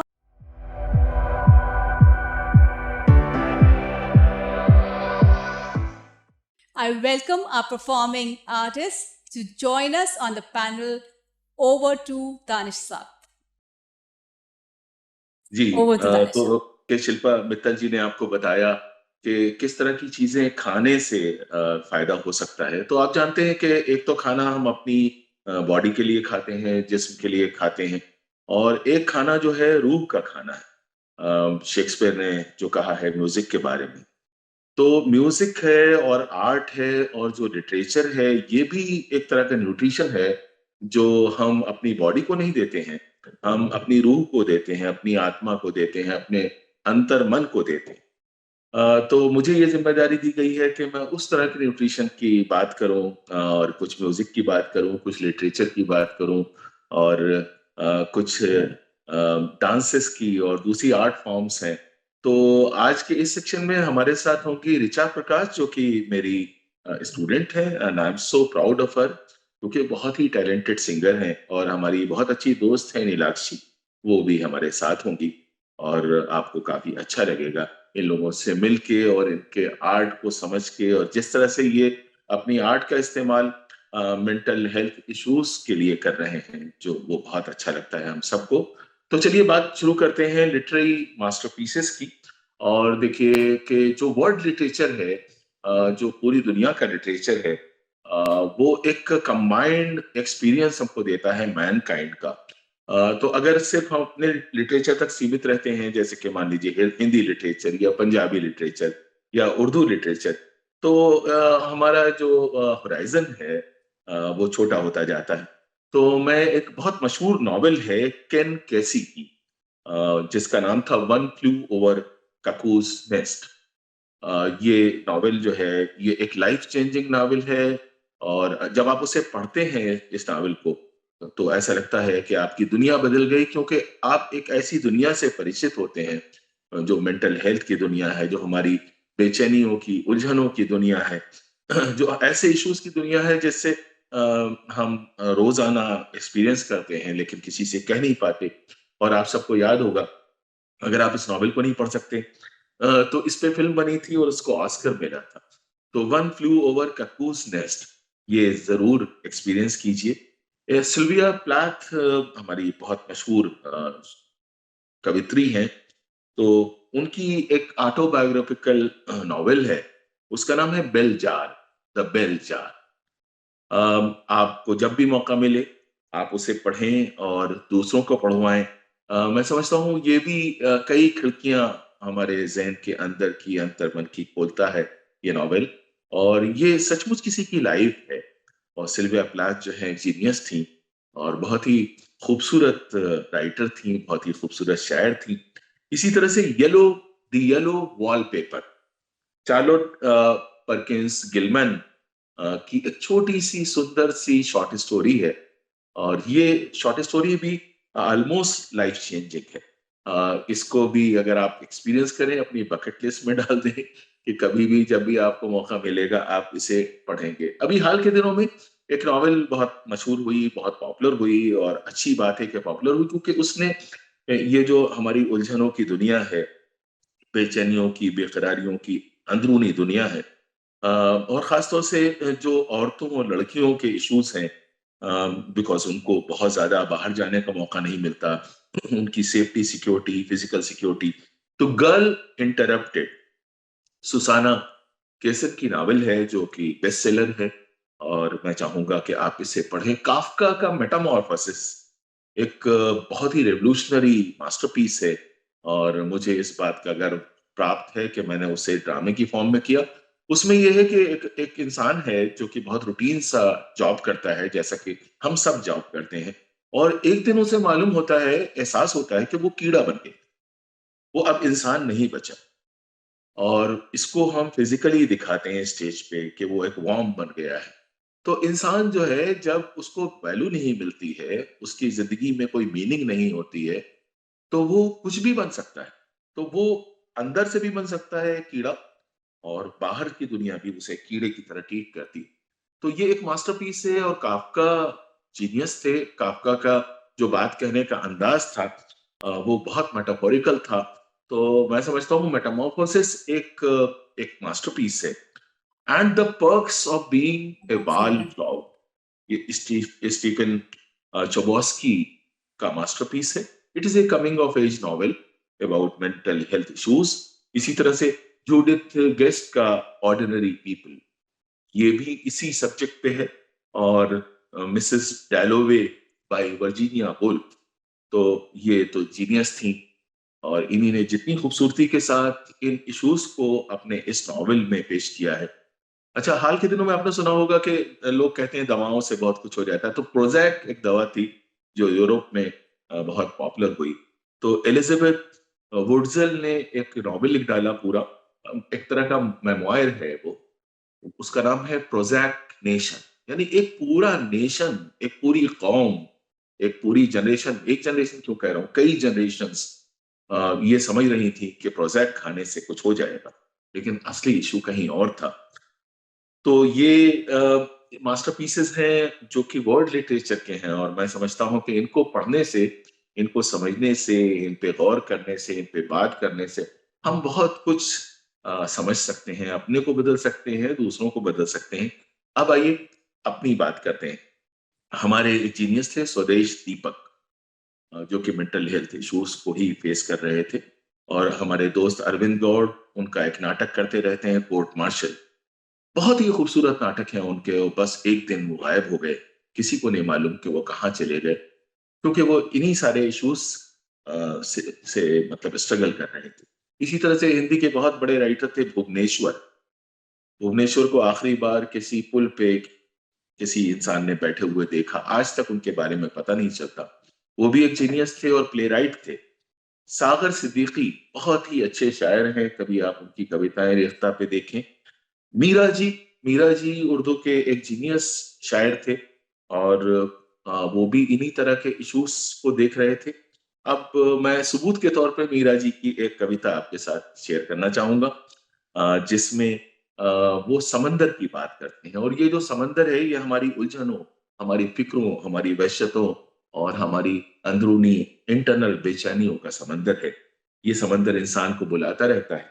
तो आप ये भी कह सकते हैं कि ये कविता जो है हेलुसिनेशंस की कविता है। ये कविता जो है मन के अंदर की दुनिया की उथल पुथल की कविता है। हमारे अंदर से आने वाली आवाजों की ये बात करती है, और ऐसी आवाजों की बात करती है जो लगता है कि कभी आसमान से आ रही है। उर्दू में ऐसी आवाज को निदा कहते हैं, आकाशवाणी यानी निदा। और कुछ सदाएं, कुछ आवाजें विस्पर्स की सूरत में हम तक पहुंचती हैं। तो अब ये कविता मैं पेश करना चाहूंगा आपके सामने। वो कहते हैं, ये सरगोशियां कह रही हैं, अब आओ कि बरसों से तुमको बुलाते बुलाते मेरे दिल पे गहरी थकन छा रही। ये कौन बोल रहा है? ये बेचैनियों का समंदर इंसान से बात कर रहा है। ये सरगोशियां कह रही हैं, अब आओ के बरसों से तुमको बुलाते बुलाते मेरे दिल पे गहरी थकन छा रही है। कभी एक पल को, कभी एक अरसा सदाएं सुनी है, मगर ये अनोखी निदा आ रही है। बुलाते बुलाते तो कोई ना अब तक थका है, ना आइंदा शायद थकेगा। मेरे प्यारे बच्चे, मुझे तुमसे कितनी मोहब्बत है। देखो, देखो अगर यूं किया, बुरा मुझसे बढ़कर न कोई भी होगा। इसके बाद जो पोएट है वो कहते हैं, खुदाया खुदाया, कभी एक सिसकी, कभी एक तबस्सुम, कभी सिर्फ त्योरी, मगर ये सदाएं तो आती रही हैं। इन्हीं से हयाते दो रोजा अबद से मिली है। मगर ये अनोखी निदा जिस पे गहरी थकन छा रही है, ये हर एक सदा को मिटाने की धमकी दिए जा रही है। अब आंखों में जुम्बिश, न चेहरे पे कोई तबस्सुम, त्योरी, फकत कान सुनते चले जा रहे हैं। ये एक गुलिस्तां है, ये जिंदगी या हमारे अंदर की दुनिया कभी अच्छी भी हो जाती है। ये एक गुलिस्तां है, हवा लहलहाती है, कलियां चटकती हैं, गुंचे महकते हैं और फूल खिलते हैं, खिल खिल के मुरझा के गिरते हैं, एक फर्शे मखमल बनाते हैं जिस पर मेरी आरज़ू मेरी आरज़ुओं की परियां अजब आन से यूं रवां हैं कि जैसे गुलिस्तां ही एक आईना है। इसी आईने से हर एक शक्ल निखरी, संवर कर मिटी और मिठी गई, फिर ना उभरी। उसके बाद वो कहते हैं कि ये पर्वत है साकिन खामोश, मगर कोई चश्मा उबलते हुए इससे मुझसे पूछता है कि इसकी चट्टानों के उस पार क्या है, मगर मुझको पर्वत का दामन ही काफी है। दामन में वादी है, वादी में नदी है, नदी में बहती हुई नाव ही आईना है। इसी आईने में एक शक्ल उभरी और उसके बाद वो आखिर में कहते हैं कि बुलाते बुलाते तो कोई ना अब तक थका है, शायद थकेगा तो फिर ये निदा आईना है, फकत मैं थका हूं। न सहरा न पर्वत न कोई गुलिस्तां, फकत अब समंदर बुलाता है मुझको कि हर शय समंदर से आई है, समंदर में जाकर मिलेगी। तो ये एक कविता है, आप इसे ध्यान से सुने तो इसमें आपको बहुत से मेटाफर्स मिलेंगे, बहुत सी ताली बजा मीनिंग्स दो। मिलेंगी। जी बहुत ही खूबसूरत, इतना खूबसूरत, आप तो हमेशा ही इतना प्यारा बोलते हैं और इतना सुंदर बोलते हैं कि हमारे पास शब्द नहीं है आपकी तारीफ करने के। दानिश साहब, थैंक यू सो मच, आपने इतना सुंदर किया। और आप नीलाक्षी और उनको आप थोड़ा इंट्रोड्यूस कर दीजिए। एंड जी next guest has also arrived, so we will जी जी जी want to thank you so much Danish ji साहब।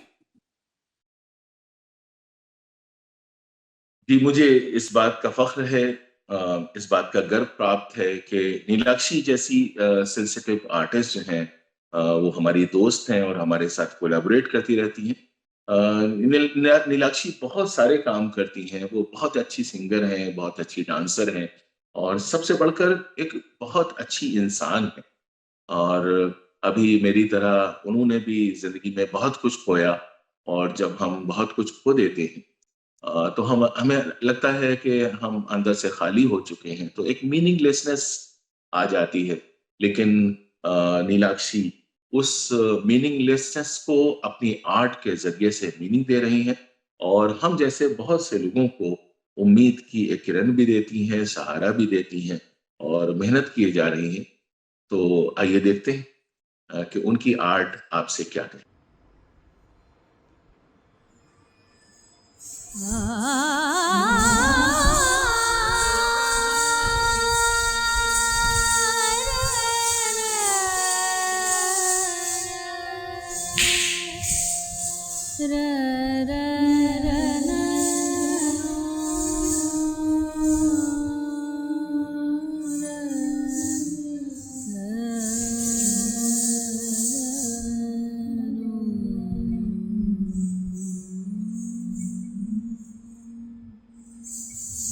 There is an indefinable, mysterious power that pervades everything.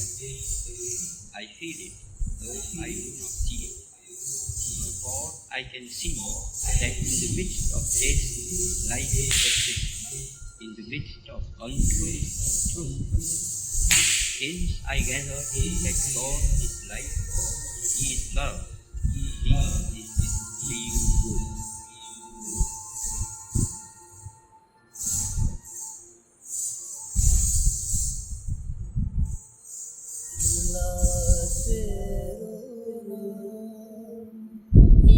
ईश्वर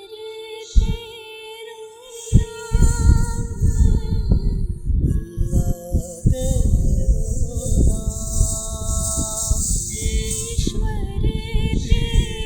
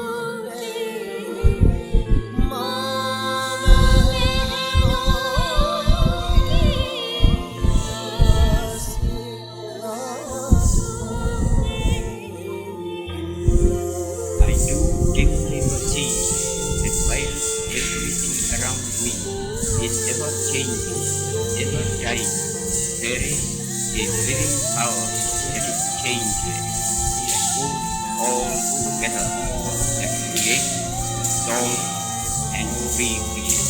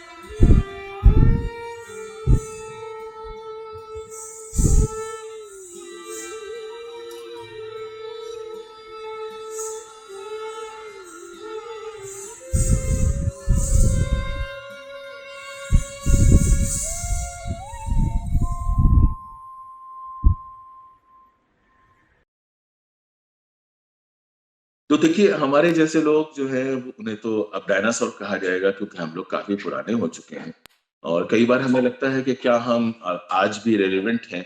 और नीलाक्षी जो है, वो हमारे बाद की जनरेशन से ताल्लुक़ रखती हैं। लेकिन हम वो भी देखा जाए तो अब सीनियर हैं। नई जनरेशन वो किस तरह से इन इश्यूज़ को देखती है, तो ऋचा जो है उसका प्रतिनिधित्व करती हैं यहाँ पे, क्योंकि वो बहुत यंग हैं और हमारी बहुत ही अच्छी टैलेंटेड स्टूडेंट हैं। और खुशी की बात यह है कि वो बहुत सेंसिटिव हैं और एक बडिंग फिल्म मेकर हैं।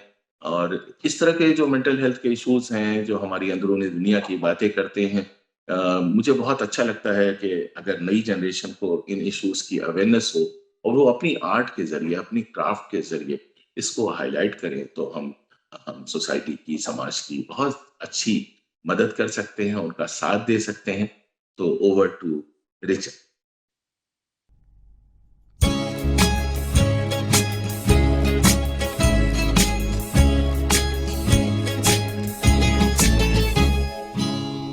किसी की मुस्कुराहटों पे हो निसार, किसी का दर्द मिल सके उसे उतार, किसी के वास्ते हो तेरे दिल में प्यार, जीना इसी का नाम है।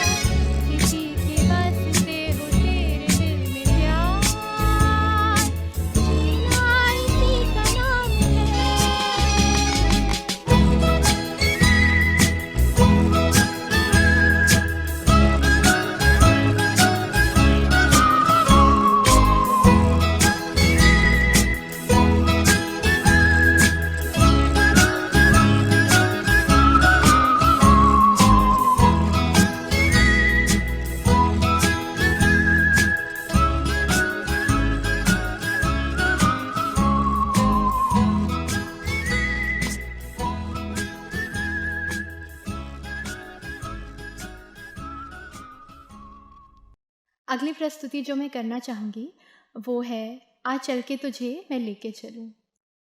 आई होप आप सभी इंजॉय करें।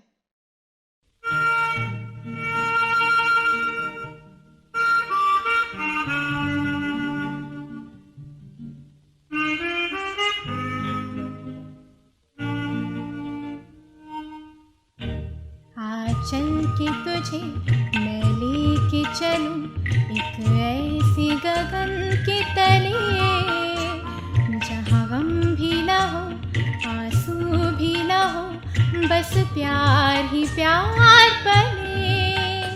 आज चल के तुझे मैं लेके चलूं एक ऐसी गगन के तले जहाँ गम भी ना हो भी ना हो बस प्यार ही प्यार पले एक ऐसी गगन के तले।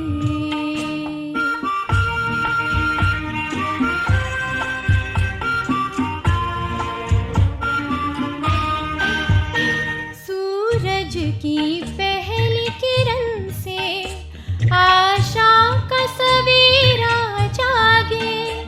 सूरज की पहली किरण से आशा का सवेरा जागे।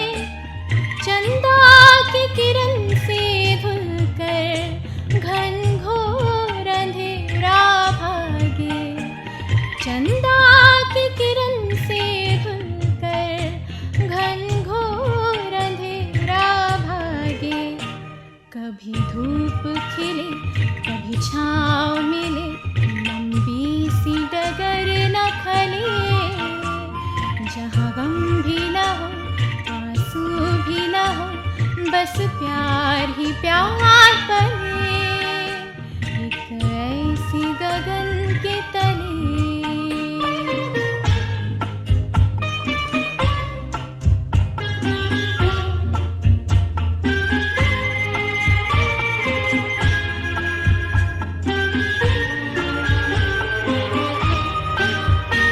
जहाँ दूर नजर दौड़ाए आजाद गगन लहराए। जहाँ दूर नजर दौड़ाए आजाद गगन लहराए। जहाँ रंग बिरंगे पंछी आशा का संदेशा लाए। जहाँ रंग बिरंगे आशा का संदेशा लाए। सपनों में पली हंसती वो कली जहाँ शाम सुहानी ढले। जहाँ गम भी ना हो आंसू भी ना हो बस प्यार ही प्यार पले एक ऐसी गगन के तले।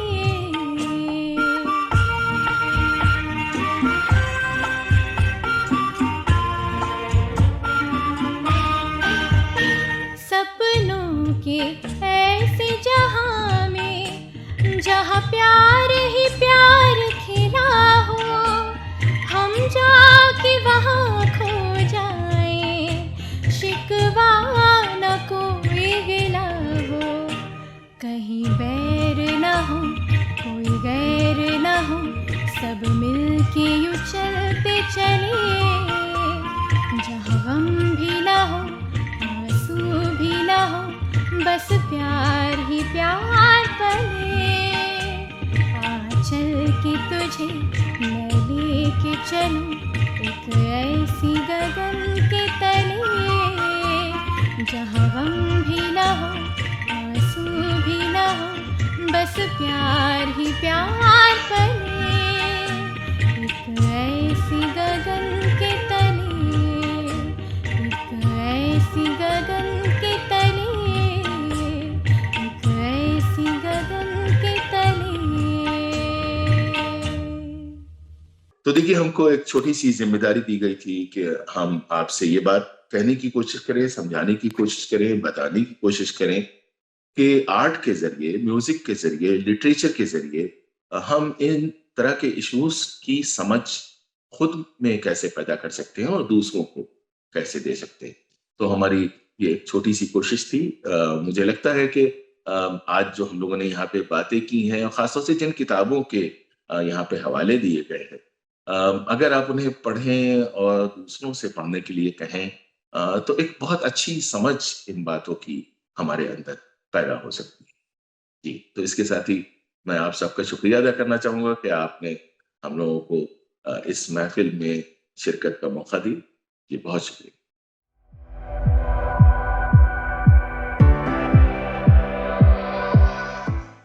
Today is the first time that I've got to know about the initiative, exactly what it is after seeing the website, and I think it's wonderful. It's one of a kind initiative which I haven't seen earlier, that you have a common platform where so many people and products which can help us to healthify ourselves internally and physically are available, in terms of advice, in terms of medicines, in terms of Ayurveda, in terms of yoga, in terms of counseling.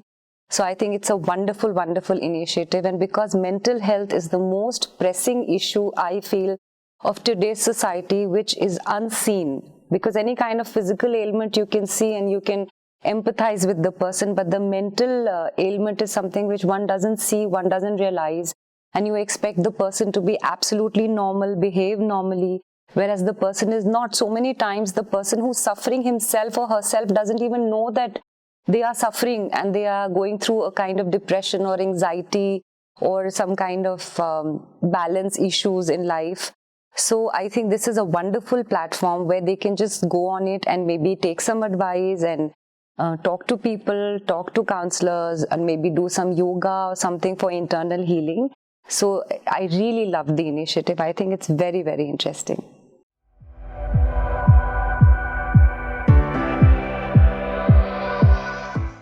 I am a Kathak artist, and I feel that dance and music, because when we started as early humans, what came to us first was dance, even without music. And then the drums and everything came. So when we would make our first kill and maybe probably have a community to eat that kill, so there was always a dance performed around it. So if you see the early cave temples, the early cave paintings, you will see the figures are always dancing. They are in action. So dance is something which is very inherent to us. And it is something which gives expression to our joy. So if we are connected with something like dance, music, or any form of art which gives expression to our creativity, our internal feelings, which we may not be able to express otherwise, so dance, music, and art of any form really helps us move forward in difficult times. So if you see a lot of students from college, they get into drugs, they do this, and there are a lot of students who are so into music and art and dancing and creating and dramatic, so they don't get into that substance abuse. Why? Because their creativity has an outlet, whereas the people who are doing the substance abuse, their creativity does not have an outlet. So this really binds everything together. It's a kind of a holistic healing. I really feel dance and music is a holistic healing that you have internally, which is like in tune with your body, and which will help you get over any kind of circumstances that you're facing.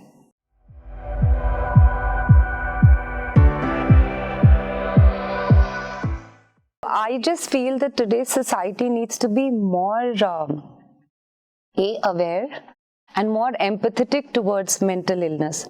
A lot of times, maybe housewives who are doing a daily routine and going through that, they could be suffering from mental depression, whereas the husbands and the children do not understand and they are just continuously demanding out of her. So she keeps giving out of her cup and she becomes totally empty inside. That's where the mental illness starts setting in. So many times we as parents, I'm just talking generally, may not be very sensitive towards our child's expression or child's creativity or child's needs.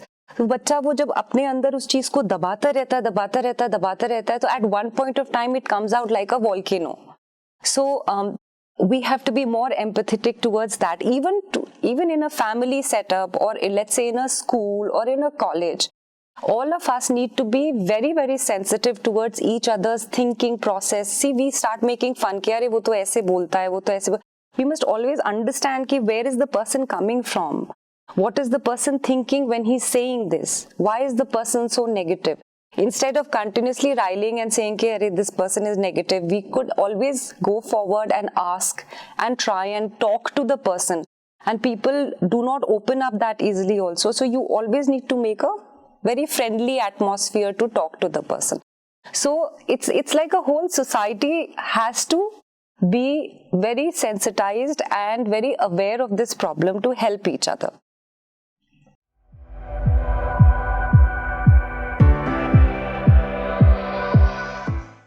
I believe post Covid हम लोगों ने mental health को लेकर काफ़ी बात की है and I think it is mental health उतना ही इम्पॉर्टेंट है जितना हमारी फ़िज़िकल हेल्थ या हमारी फ़िज़िकल बॉडी जितनी इम्पॉर्टेंट होती है. हमारी बॉडी माइंड का कोऑर्डिनेशन इज़ वेरी इंपॉर्टेंट और उसके लिए हमारा मेंटल हेल्थ का सही होना is of utmost priority. And I believe आजकल जितनी भाग दौड़ और जितनी स्ट्रेस भरी ज़िंदगी है लोगों की, उसमें हम कई बार जिम करते हैं और एक्सरसाइज करते हैं, हम ये सब तो ज़रूर करते हैं, लेकिन अपने दिमाग को शांत करना, अपनी मेंटल हेल्थ के लिए सोचना बहुत लोग भूल जाते हैं और फिर उसी में आपका स्ट्रेस, तनाव और उस चक्कर में और कई बीमारियां आ जाती हैं.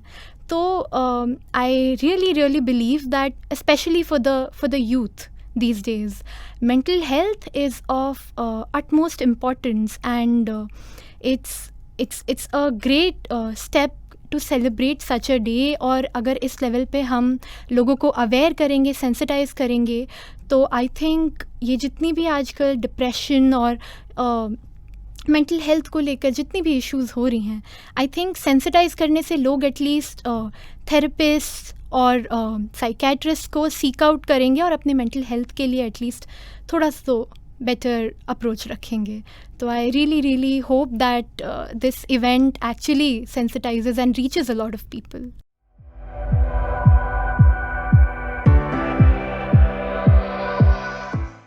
इसका जवाब मैं अपने पर्सनल एक्सपीरियंस से देना चाहूँगी. अगेन गोइंग बैक टू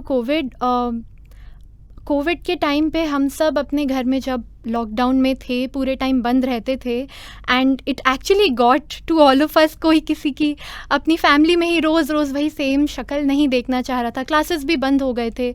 उस दौरान I think music was something that help me back every day. Even exercise के लिए I would do dance, I would do yoga and then coming back to music. हर रोज़ सुबह जब मैं वो अपने 2 घंटे रियाज़ के देती थी, उसके बाद मुझे एक्चुअली लगता था कि yes I am actually bettering as a person. कल के जितने भी टेंशन थे वो इफ़ नॉट 100% देन एटलीस्ट 40% तो कम हुए हैं. And then at least in a 40% of my newer form I am functioning now. तो I really believe that art forms, painting हो गया, कैलीग्राफी, सिंगिंग, डांसिंग, स्कल्पटिंग, ये सारी चीज़ें जो है I think they are a good way of not just distracting your mind in times of tension, but also these are things that help you focus better as well. आपके सुर सही से लगते हैं नहीं लगते हैं, जब आपका ध्यान ही उस बात पे चला जाएगा तो आप रोज़ के वो जो तनाव भरी बातें होती हैं आप अपने आप उससे दूर चले जाते हैं. And it does not actually distract you but actually focus करने में काफ़ी बेटर हेल्प हो जाती है आपको. तो आई रियली बिलीव कि दीज थिंग्स, इनको हैबिट में डालना it will not take away anything from your schedule और time, it will actually add. आप एक नई चीज़ सीखेंगे और आप काफ़ी फोकस और काफ़ी अच्छे से कॉन्सेंट्रेट कर पाएंगे. तो I really believe that they heal a part of you, they help you become a better person, they help you focus better in life. I mean singing में आपके जो इतने भिन्न भिन्न प्रकार के राग होते हैं वो तो आपके सारे एक्सप्रेशंस के लिए ही बने हुए हैं. सिमिलरली डांस में भी आपके लिए जितने भी टाइप्स के डांस होते हैं. So I really believe that they are a wonderful way of expression. बिना कुछ डिस्ट्रक्टिव किए अगर आप अपने आप को एक्सप्रेस कर पा रहे हैं तो I think it's only through art. It's only through art works, it's only through paintings. हम सिर्फ पेंटिंग देख के समझ जाते हैं कि आर्टिस्ट शायद ये कहना चाह रहा था. तो I think art has been a wonderful way of conveying what one wants to say, and it's also a very good way of expressing myself. So I really believe that it actually helps you do better things. That was mesmerizing. Thank you so much, Tanishji, and our lovely artists Richa and Neelakshi. Just to update our viewers, as we had very limited time, Yogacharya Dhakaramji's talk.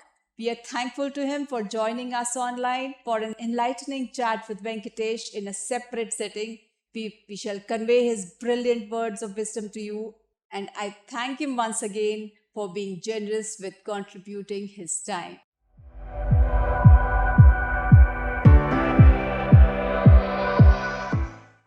Well, give me immense happiness to introduce to the panel or to the viewers right now our Yogacharya, very loving and a very happy personality.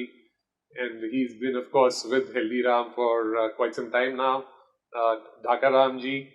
And he's helped so many people with his selfless service and imparting yogic knowledge. So people including everybody, the audience at the HealThyRam Nirmay Bharat community, of course, have also benefited immensely. Namaskar Dhakaram ji, मुस्कुराता हुआ, of course, आपका बहुत बहुत स्वागत है. आप सभी को मुस्कुराता और नमस्कार है. तुझे हमारे जो HealThyRam जो हेल्थ के लिए इतना कुछ कर रहे हैं उनको भी हमारा नमन और हमारे दर्शकों को भी हमारा नमन. बहुत बहुत धन्यवाद. So Dhakaram ji, we would want you to enlighten us, and कुछ questions हैं. We'll ask you some questions, so would really love to have your inputs on it. तो सबसे पहला, do you think योगा और जो alternative medicines हैं उनका कुछ रोल है प्ले करने के लिए वेलनेस, मेंटल इलनेस और मेंटल हेल्थ के लिए? एक 100% रोल है योग का, तो कोई डाउट ही नहीं है उधर. अल्टरनेटिव मेडिसिन का बात करते हैं तो बहुत सारे मेडिसिन आते ही हैं, और मैं हमेशा हर मेडिसिन का सम्मान करता हूँ. और आपको मालूम होगा और दर्शकों को भी जान के ताजुब होगा कि 135 तरह के वर्ल्ड में अल्टरनेटिव मेडिसिन चला जाता है. तो ये बहुत बड़ी बात है, और उसमें से मुझे 15 से 20 तरह के उसके बारे में, थेरेपियों के बारे में मैं जानकारी रखता हूँ. और फाइनली क्योंकि मैं मेडिकल योगा जो है उस पे अच्छा एक हाथ है, तो मैं उस पे काम करता हूँ. तो अल्टरनेटिव थेरेपी का और योग का मेंटल हेल्थ पे 100% इफेक्ट है. और योग का तो कहना ही क्या, मुझे लगता है कि they are working for mental, they working for body, they working for spirit. Yes, wellness of the body, mind and soul, जो कि HealThyRam भी ऑफ कोर्स उसी को प्रमोट करने के लिए है. तो योगा का इंटीग्रेशन जो दूसरी हीलिंग मोडालिटीज हैं उनके साथ में, तो उससे इंटीग्रेशन से क्या जो वेलबींग है इंडिविजुअल्स की वो और एनहांस हो सकती है, या योग अलग है? और कई लोग कहते हैं कि भाई आप अगर ये कर रहे हैं तो दूसरी चीजों को बीच में ना मिलाएं, पर आपका क्या विचार है कि योग भी साथ में कर सकते हैं दूसरी हीलिंग मोडालिटीज के साथ? अगर दूसरे किसी भी हीलिंग के साथ, वैसे तो योग अपने आप में कंप्लीट है जी. जैसा कि everybody knows, it's work in body, mind and soul. Complete holistic approach रखता है योग. फिर भी जितने भी अल्टरनेटिव थेरेपी के साथ अगर योग को ऐड कर देंगे तो मुझे ऐसा लगता है कि सोने पे सुहागा हो जाएगा. बिल्कुल बिल्कुल. जी, किसी भी, क्योंकि योग के बिना कोई भी चीज संभव नहीं है, और हर अलग पेथी की अपनी महत्व, इंपॉर्टेंस है, और योग हर जगह काम में आता है. बिल्कुल आता है. इसलिए योग हर जगह. जी, तो मेरा थोड़ा सा एक जो क्वेश्चंस हैं कुछ हो सकता है कंट्रोवर्शियल भी हो, एंड उससे जैसे एलोपैथी है, तो क्या एलोपैथी को हम हटा के योग से उस स्पेशली मेंटल हेल्थ और उसमें क्या समाधान पा सकते हैं, या इन जनरल एलोपैथिक मेडिसिन को रिप्लेस किया जा सकता है योगा से? देखिए, 100% रिफ्लेक्स किया जा सकता है, लेकिन हड़बड़ी में गड़बड़ी होती है. व्हाट आई वांट टू से, एलोपैथिक भी अपनी जगह बहुत इंपॉर्टेंट है. मैं हर पैथी का रिस्पेक्ट करता हूँ, एलोपैथिक जरूरत से ज्यादा होने पर बॉडी में हार्म होता अलग बात है, अदरवाइज इमरजेंसी में एलोपैथिक वंडरफुल सिस्टम। बिल्कुल नो डाउट कि मेंटल हेल्थ में अगर एलोपैथिक ले रहे हैं तो धीरे धीरे उसके डोज को रिड्यूस करके एक दिन हम नील पे आ सकते हैं। आप समझ रहे हैं? अगर मैं किसी चीज को एकदम से मेडिसिन चल रहा है और मैं कहूंगा कि आप बंद करके सीधे आप योग पर आ जाइए, ऐसा मैं नहीं कहता। मैं उसकी दवाइयां बंद कराता हूँ या अपने आप में कराने वाला कोई नहीं होता। मतलब योग अगर नियमित सही प्रकार से सही मायने में करेंगे तो अपने आप दवाइयां कम हो जाएंगी, बंद भी हो जाएंगी और एकदम रिलैक्स भी हो जाएंगे। इसलिए एलोपैथिक के साथ अगर योग को करते हैं तो एलोपैथिक दवाइयां धीरे धीरे कम हो जाएंगी और वो मेंटल हेल्थ तो उनका वंडरफुल बनेगा ही बनेगा, क्योंकि वी वांट्स टू हैप्पीनेस। तो नो डाउट्स कि वो उभरने लगेंगे, खिलने लगेंगे और उनका जीवन बहुत ही खूबसूरत होगा।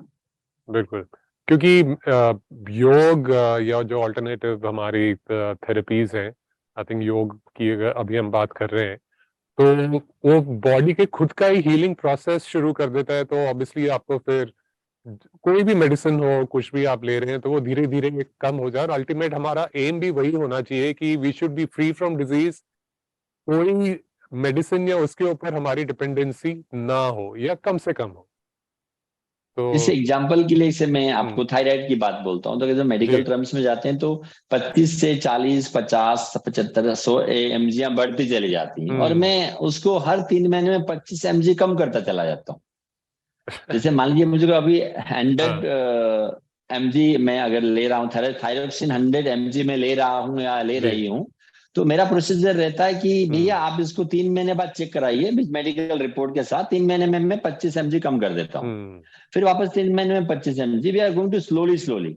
If we are having thyroxine और एक सडनली मैं बंद कर दूंगा तो बॉडी नाराज हो जाएगा ऑब्वियसली। अगर किसी भी चीज के अगर आप हैबिट्स हैं, मान लीजिए घर में सर्वेंट है, आप उसको 1 साल से रोज मिठाई खिला रहे हैं, तो एक दिन आप मिठाई नहीं देंगे तो क्या हो जाएगा? वो नाराज हो जाएगा। ठीक बात है तो हम जी। तो स्लोली जी बताइए, कम होती चली जाएंगी। बिल्कुल ठीक। 100%। और हो सकता है बिल्कुल मिनिमम डोज पे आप आ जाएं या बिल्कुल खत्म भी हो। नहीं, बिल्कुल सही हो जाएंगे, बिल्कुल खत्म हो जाएंगे। डेडिकेशन चाहिए। करेक्ट, वो तो जरूर है। करना पड़ता डिसिप्लिन, है। डेडिकेशन बहुत इंपॉर्टेंट। तो मेडिकल में जी उसी से रिलेटेड डॉक्टर राम जी, क्या नियमित रूप से योगा प्रैक्टिस करने से हमारी मेंटल, इमोशनल और होलिस्टिक वेलनेस में मदद मिलती है? क्या योगा का उसमें कंट्रीब्यूशन है और वो कैसे करता है? ऑब्वियसली है ही, पर वो कैसे करता है? क्योंकि हमारे दर्शकगण बहुत हैं जो कि सोचते हैं कि योगा खाली आसनास है फिजिकल हेल्थ के लिए, लेकिन योग या योगा लोग जिसे कहते हैं एक्चुअली योग, वो आपके मेंटल, इमोशनल और फिजिकल, स्पिरिचुअल हर एस्पेक्ट के ऊपर काम करता है। तो आप उसके ऊपर प्लीज अपने थॉट शेयर करें। जो हमें ये लगता है कि जैसा कि मैंने कहा पहले कि योग जहां भी लग जाए उसका पॉलिश हो जाता है। फिर भी एक कॉन्सेप्ट जो होता है कि आपने कहा कि योगा किस तरह से, अभी आज सुबह ही हमारे डॉक्टर साहब से मिला, वेरी नाइस डॉक्टर, उन्होंने नेचुरोपैथी के डॉक्टर थे, उन्होंने कहा कि योग हम देखते हैं। अब एक्चुअली देखता क्या हूँ कि नेचुरोपैथी में जब मैं बात करता हूँ तो योग एक, आजकल योग का मतलब ना आपने 2-4 आसन कर लिया, हाथ पैर घुमा लिया, इधर उधर घुमा लिया, योगा हो गया। Actually that's not yoga. Correct, वो खाली आसन है फिजिकली। अरे वेंकटेश वैसे में आसन भी अगर ढंग से करो ना, अगर आसन को भी ढंग से करो ना तो आसन में ध्यान भी हो जाता है, प्राणायाम भी हो जाता है।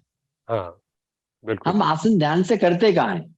स्थिरम सुखम आसनम, हम एक के बाद दूसरा बदलते चले जाते हैं। तो आसन में जाकर के हमारे आंखें बंद करके उस आसन का इफेक्ट हमारे शरीर के कौन से भाग में, कौन से ग्लैंड्स में, कौन से जॉइंट्स में जब आंखें बंद करके फील करेंगे तो एक आसन का फायदा मिला आपने। और आंखें बंद करके अपने शरीर को फोकस करने लगे तो ध्यान हो गया। बिल्कुल। और जब आसन में जाकर के अपने श्वास को सामान्य करने लग जाएंगे, लंबे गहरे, तो प्राणायाम हो गया। अगर एक आसन को सही मायने में करा जाए जी तो आप शरीर से भी अच्छे होते हैं, मन से भी अच्छे होते हैं, और हमारा आध्यात्मिक विकास भी बढ़ता है। बिल्कुल। इसलिए जब भी हम आसन करें, क्योंकि हमारा कहते हैं ना, पहला सुख निरोगी काया। बिल्कुल बिल्कुल। तो उससे पहले ही मैं अभी आपको गया था, डॉक्टर साहब से सुबह जी। मिला, तो मुझे हमसे चर्चा में करने लगे कि मैं नेचुरोपैथ के बहुत अच्छे डॉक्टर्स हैं। मैंने कहा बहुत अच्छी बात है, योगा भी मैं कराता हूँ। अब नेचुरोपैथी के दृष्टि से योगा को उन्होंने 20% कर दिया, सिर्फ एक व्यायाम के तौर पर उन्होंने योग को काम में लिया। जी। लेकिन हम जब योग की बात करते हैं तो हम हॉलिस्टिक अप्रोच से योग को देखते हैं, तो मैं नेचुरोपैथी को 20% ही मानता हूँ, ऐसा मेरा मानना है। लेकिन मैं एक बहुआयामी हूं, मैं अलग तरीके से सोचता हूं, तो मुझे लगता है कि नेचुरोपैथी भी अपने आप में 100% है और योग भी अपने आप में 100% है, लेकिन करने का सही तरीका होना चाहिए। बिल्कुल। तो जब हम आसन को अच्छी तरह करते हैं तो हम शरीर से स्वस्थ होते हैं। अगर शरीर से स्वस्थ होगा तो कहते हैं ना मन चंगा, तो मन को स्वस्थ करने के लिए हम प्राणायाम करते हैं। बिल्कुल। और मेरे हिसाब से कितने भी जी आप बताइए। मेरे हिसाब से आई थिंक सब पैथीज को मिला के, जिसके सबके जो भी बेस्ट क्वालिटी है सब मिला के किया जाए तो वो तो सुपर बेनिफिशियल ही होगा। योग ऑफ कोर्स हमारा कितने हजारों साल से चल रहा है, तो वो भी मुझे आई थिंक इतना कोई और थेरेपी नहीं है जो हजारों साल से चल रही है।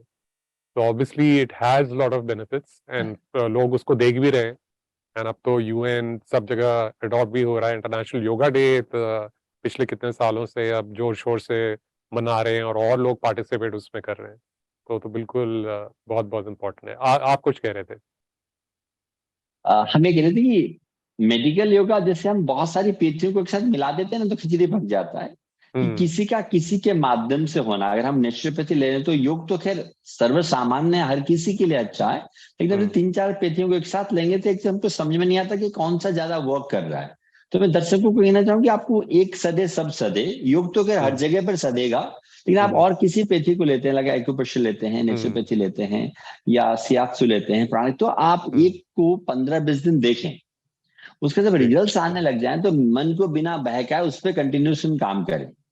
जो मैं अक्सर लोगों में देख पाता हूं कि आज मुझे किसी पेथी से, अल्टरनेटिव थेरेपी से मुझे आज मान लीजिए 40-50% आराम आया, और एक मित्र ने आके बोला यार वो ना और अच्छा डॉक्टर है, तो मैं इसको छोड़ के उधर भाग जाता हूँ। बिल्कुल।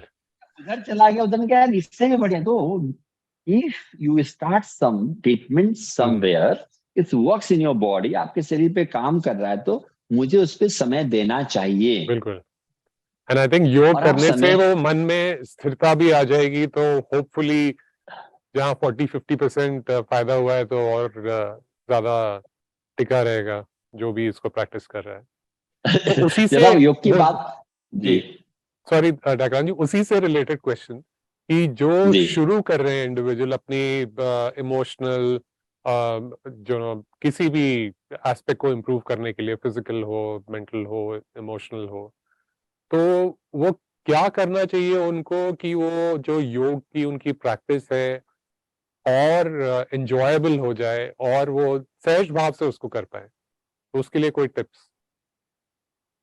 देखिए, मैं कहता हूं कि आई कांट चेंज एनीबॉडी, हम किसी को बदल नहीं सकते। टिप्स का बात जब मुझे लगता है कि क्योंकि जब मैं योग गुरु हूं और मैं कहीं जाता हूं तो मेरे से टिप्स पूछते हैं, अच्छा मेरे को गैस हो रहा है तो क्या करूं, एसिड बन रहा है तो क्या करूं। तो मैं एक सिंपल बोलता हूं कि हमको दिन में कम से कम 1 से सवा घंटा अपने शरीर को देना चाहिए। कितना? 1 से सवा घंटा। उसमें आपके शरीर के लिए लगभग 40 मिनट, जिसमें आपके इस तरह के आसन या क्रियाएं, एक मैं आम दर्शकों को बोलना चाहूंगा, अगर आप योग आसन या क्रियाओं की बात नहीं करते तो कुछ भी एक एक्सरसाइज, जिसमें क्या आना चाहिए, हमारे स्पाइन की सारी क्रियाएं, जिसमें आपका स्पाइन आगे झुके, पीछे जाए, ट्विस्ट हो, स्ट्रेचिंग हुआ, हमारे स्पाइन के लिए बहुत जरूरी है। साथ में इनको इंक्लूड करना चाहिए हमारे पैरों की मांसपेशियों को मजबूत करने के लिए 2 ऐसे आसन या क्रियाएं जिससे हमारे पैरों की मांसपेशियां मजबूत हों। एक आसन हमारे ब्रेन के लिए, वो मोस्ट इम्पोर्टेंट। हाँ, तो ये सब जब हम इंक्लूड करते हैं ना, तो आप सिर्फ ताड़ासन नहीं, एक एंटायर बॉडी हॉलिस्टिक अप्रोच के लिए हमारे हाथ पैर स्वस्थ हो, हमारा स्पाइन स्वस्थ हो और हमारा मस्तिष्क स्वस्थ हो। उसके लिए बिल्कुल। इस तरह का पैटर्न जो भी आप अपनाते हैं, योगासन, योगिक क्रियाएं, आप योगासन और क्रिया में ही ये ज्यादा देखने को मिलता है, बाकी एक्सरसाइज या जुम्बा इसमें देखने को मिलता नहीं है। तो मैं जी। सभी मित्रों को कहना चाहूंगा, if you are doing gym, aerobics, dance, whatever, आप कुछ भी करते हो, बहुत अच्छी बात है, साथ में यू लव योर स्पाइन। बिल्कुल, वो भी कीजिए और योगा भी कीजिए। उसके साथ अगर ये चीज आप ऐड कर देंगे ना, तो मुझे सोने पे सुहागा लगता है। ये तो बिल्कुल। हमारे शरीर के वेलबींग के लिए। इसके साथ मन का क्या? तो मन के लिए बहुत, it's very important for pranayama, breathing techniques are very very important, because हमारे मन को बांधता कौन है? प्राणायाम। तो इसके लिए मैं चाहना चाहूंगा कि आपने 35 से 40 मिनट अपने शरीर के लिए, दे आर नो शॉर्टकट, और कम से कम 15 से 20 मिनट प्राणायाम, जिसमें आपका मन शांत हो जाए, और कम से कम 5 से 10 मिनट ध्यान। अगर इस पैकेज के साथ में सभी मित्रों अगर आप लाइफ में अपनाते हैं, तो आप फिजिकली स्वस्थ रहेंगे, मेंटली प्राणायाम से स्वस्थ रहेंगे, और जब आप ध्यान करेंगे तो आपका स्पिरिट, आध्यात्मिक विकास होगा। और आध्यात्मिक विकास का मतलब नहीं कि आप प्रभु को पालें, मैं तो बात की बात ही नहीं करता, कि आप जीवन के प्रति ऊर्जावान हो, सकारात्मक हो, जी, और हैप्पी हो। That's very important. सदैव मुस्कुराते हुए रहे। वो अपने आप आ जाएगा। लोग मेरे को बोलते हैं कि विश्वास होगा तो फायदा होगा। मैं तुम विश्वास भी मत करो, तुम अभ्यास करो, तुमको फायदा होगा। हाँ, बहुत ही सुंदर बात। तो नहीं, मैं सच्ची बोलता हूँ, और आप मेरे से मिले भी हैं, आप यहाँ, आपका आगमन भी हुआ संस्थान पे। मैं ये बोलता हूँ, तुम विश्वास भी मत करो, लेकिन 2 घंटा सुबह दो, 2 घंटा शाम को दो, आपको 5 दिन में रिजल्ट आ जाएगा। ऐसा है, वो मैंने देखा प्रैक्टिकली। बिल्कुल। तो उसी से रिलेटेड आपने बहुत इंपॉर्टेंट बात की, जो ब्रेन की हम बात कर रहे हैं, या मेंटल हेल्थ और मेंटल वेलनेस की बात कर रहे हैं। तो कोई प्राणायाम तो है ही, पर कौन सी ऐसी है, क्योंकि प्राणायाम कहीं भी आप बैठ के कर सकते हैं। मैं भी प्रैक्टिस जब प्राणायाम करता हूँ, आप ट्रैवल कर रहे हैं, कहीं कर रहे हैं, जिम की तरह आपको जगह पे डिपेंडेंसी नहीं है, कुछ और चीज आपको नहीं चाहिए, आप जहाँ बैठे हैं, कुर्सी पे बैठे हैं, ऑफिस में बैठे हैं, कार में बैठे हैं, ट्रैवल कर रहे हैं, कहीं भी बैठे हैं, आप कर सकते हैं।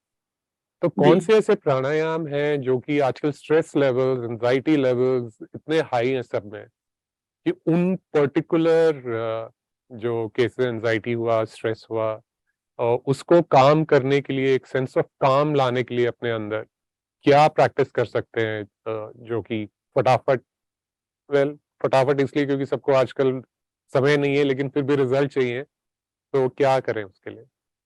मैं प्यारे मित्रों को और आपको भी एक बात कहना चाहूंगा। वैसे मैं आज तक ये चीज समझ नहीं पाया, पीपल आर सेइंग जल्दी जल्दी करो, बढ़िया करो। तो मैं समझ नहीं पाया कि जल्दी जल्दी बढ़िया कैसे हो सकता है। टेल मी, आप बताइए, हो सकता है क्या? वही सुखम स्थिरम आसनम सेम। नहीं, अगर हमको अच्छा चाहिए ना, दुनिया में जितनी भी अच्छी चीजें हुई है ना, वो शांति से, सुकून से, भागते भागते नहीं हुई है।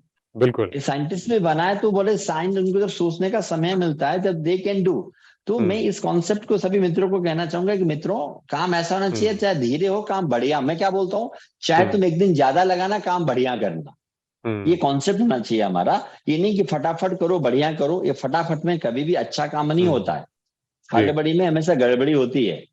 मैं प्यारे मित्रों को कहना चाहूंगा, तो प्रयत्न करो, लेकिन परेशान नहीं होना है। हड़बड़ी में गड़बड़ी होता है।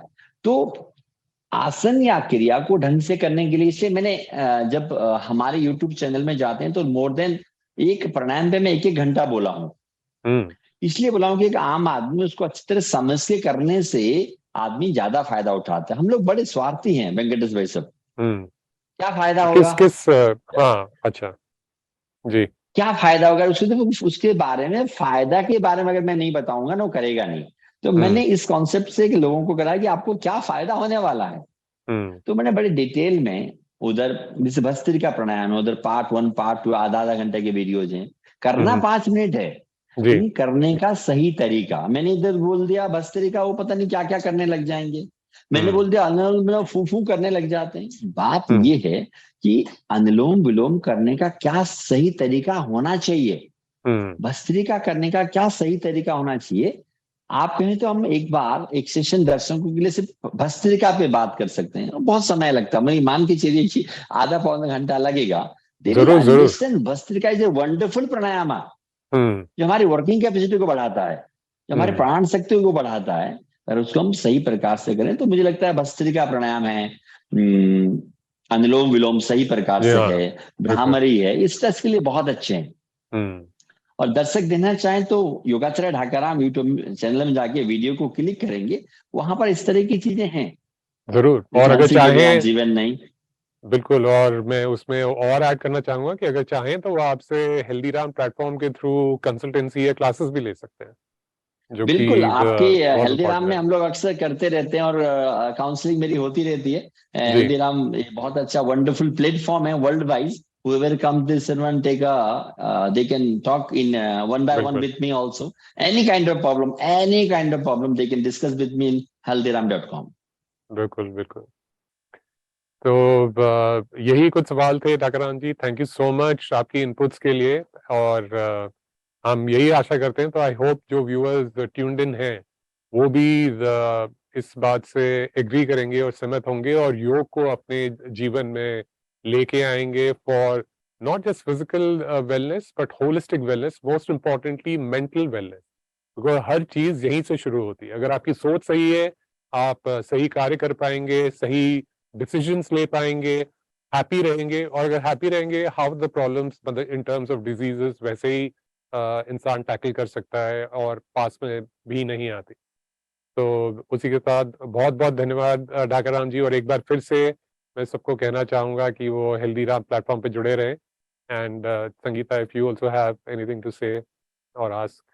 Yes absolutely. ढाकाराम जी, मुझे एक प्रश्न मेरा भी है कि अभी जैसे वर्ल्ड मेंटल हेल्थ डे पे हम लोग ये प्रोग्राम कर रहे हैं, तो इस कॉन्टेक्स्ट में इसकी थीम जो है वो स्टिग्मा पे है कि जब किसी को कोई मेंटल हेल्थ प्रॉब्लम होती है तो ज्यादातर लोग जो है वो ऑकवर्डनेस के मारे वो शेयर ही नहीं कर पाते कि उनको कुछ प्रॉब्लम हो रही है, किसी असुविधा से वो गुजर रहे हैं, कुछ उनको मानसिक तनाव है और उसकी वजह से उनको कुछ अलग एक्सपीरियंस हो रहा है। तो मेरा सवाल ये है कि आप लोगों को कैसे इसमें कुछ प्रेरित कर पाएंगे कि उनको ये चीज खुल के शेयर करनी चाहिए और इसमें सबको किस तरीके से सपोर्ट करना चाहिए कि एज पेरेंट्स लोग क्या सपोर्ट कर सकते हैं, एज अ फ्रेंड आप कैसे सपोर्ट कर सकते हैं ऐसे किसी इंसान को जिसको कुछ मेंटल हेल्थ प्रॉब्लम जिसकी शुरू हो रही हो और वो समझ नहीं पा रहा हो कि मेरे साथ क्या हो रहा है। मेंटल प्रॉब्लम्स में जो मुझे लगता है ना कि जो भी उनके near and dear maybe parents maybe parents जो भी होता है उनको बहुत लवली वे पे हैंडल करना होता है। हम छोटी सी भी बात लेते तो एग्रेसिव हो जाते हैं या उनको लगता है यार ये सब नहीं है, तो हम उनकी मनस्थिति को समझ नहीं पाते। हमें उनकी जगह जाके समझना पड़ेगा कि ठीक है उनका कुछ मेंटल इश्यू है, तो हमको प्यार से ना, एक जैसे हम बच्चे को फुसलाते हैं ना, उस तरह से वो अगर फुसला कर हम उनके साथ बिहेवियर करते हैं ना, तो धीरे धीरे वो अपने कंट्रोल में आने का कोशिश करते हैं।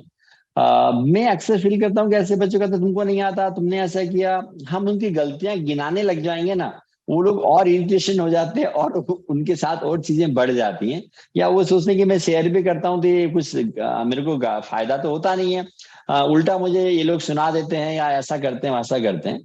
तो जहां तक मुझे लगता है कि योग एक वंडरफुल प्लेटफॉर्म है, सभी दर्शकों को कहना चाहूंगा अगर सही से होता है तो, और उनको बड़े करना भी नहीं चाहते, अच्छा ठीक है बेटा या ठीक है मित्र हम साथ में बैठ के करते हैं, तो एज ए फ्रेंड्स, क्योंकि एक आदमी मेंटल डिस्टर्ब होता है ना वेंकटेश भाई, तब संगीता जी, तो पूरा घर डिस्टर्ब होता है। बिल्कुल। तो उसके लिए हमको एडवांस में ऐसा करना चाहिए कि उसकी जब आदतों को मालूम है, उसके इस चीजें घट रही है मालूम है, तो हमको उसको बहुत लवली वे पे अगर हम लोग हैंडल करें और उनको ध्यान से सुने और उसके साथ में योग आसन और प्राणायाम का नियमित अभ्यास, वो नहीं भी करते हैं तो खुद लग जाओ तो मैं भी तुम्हारे साथ कर लेता हूँ, वो आदमी मोटिवेट होता है, ठीक है मेरे साथ वो कर रहे हैं, तो मुझे मालूम कि धीरे धीरे करते करते उसके अंदर चेंजेस आ जाते हैं। अब रिसेंटली घटना है संगीता जी, मैं बताता हूँ कि one mother are very son is very take time and they started drinks and all things. तो मुझे पता है कि योग करने से बंद हो जाता है, क्योंकि आदमी जब डिप्रेशन में या स्ट्रेस में जाता है ना, वो सोचता है कि कहीं ड्रिंक्स कर लूं, स्मोकिंग कर लूं, थोड़ी देर के लिए आनंद आ जाएगा, लेकिन मुझे मालूम है परमानेंटली नहीं होता है। आप थोड़ी देर के लिए जाके आपने पी लिया, एक पैक लगा लिया या आपने एक कस मार ली और सोचते हो कि आप थोड़ी देर के लिए रिलैक्स हो जाऊंगा, इस तरह के होने लग जाते हैं और आप देखिए बढ़ता जा रहा है इस तरह का चीजें। बहुत तो ज्यादा। मैंने कहा ठीक, हाँ, तो मैंने कहा ठीक है, तुम कर रहे हो ना, तो मैं उनके पेरेंट्स को बोलता हूँ कि ठीक है, वो कर रहा है ना, आपकी लाइफ में क्या इंपॉर्टेंट है, आपका सन इंपॉर्टेंट है या आपका काम इंपॉर्टेंट है? सन इंपॉर्टेंट है, तो तुम संस्था पे आ जाओ, तुम भी साथ में कर लो, और मैं कहता हूँ गारंटी से 2 से 3 महीने में देखो रिजल्ट्स क्या होते हैं। तो दैट्स इम्पोर्टेंट कि हम ये ह्यूमन बीइंग को ज्यादा प्रायोरिटी दें, उससे प्यार करें। जो भी आपका नियर डियर है, कोई बाई चांस कुछ ऐसा बात हो जाता है या चले जाते हैं, अरे यार ऐसा करता तो, बोलते हैं ना अपन, पहले ध्यान रखता तो, ऐसा नहीं करती तो उससे पहले अगर हम अवेयर हो जाए, तो मुझे लगता है कि बहुत अच्छे रिजल्ट्स हमें आ सकते हैं, मेंटल हेल्थ में बहुत फायदा मिल सकता है। और मुझे ये योग ही ऐसा, इसलिए नहीं कि मैं योग सिखाता हूँ इसलिए मैं नहीं बोल रहा, ये तो दर्शकों को लगा कि योग योग की ही बात करते हैं, मैं तहे दिल से बोलता हूँ योग में इतना पावर है, इतना पावर है, अगर वो अभ्यास करे, साधना करे, तो अपने आप वो चीज कम हो जाएगी, बोलने की जरूरत ही नहीं है। बिल्कुल तो ये सब चीजें, बिल्कुल बिल्कुल जी। बहुत बहुत धन्यवाद ढकाराम जी। एंड आई एम श्योर बहुत सारे हमारे व्यूअर्स भी प्रेरित हुए हैं योग शुरू करने के लिए, और मोस्ट इम्पोर्टेंटली मेंटल हेल्थ पे फोकस करने के लिए। लेकिन जब भी अभी हमें प्रोग्राम अभी बाकी है, अभी हमारे पास पैनल पे और भी बहुत सारे एक्सपर्ट्स हैं। Let us hear what they have to say. Absolutely thank you so much Dhakaram ji for your time and बहुत बहुत आभार आपका। आपका भी बहुत बहुत आभार। Thank you. Over to you. Thank you so much.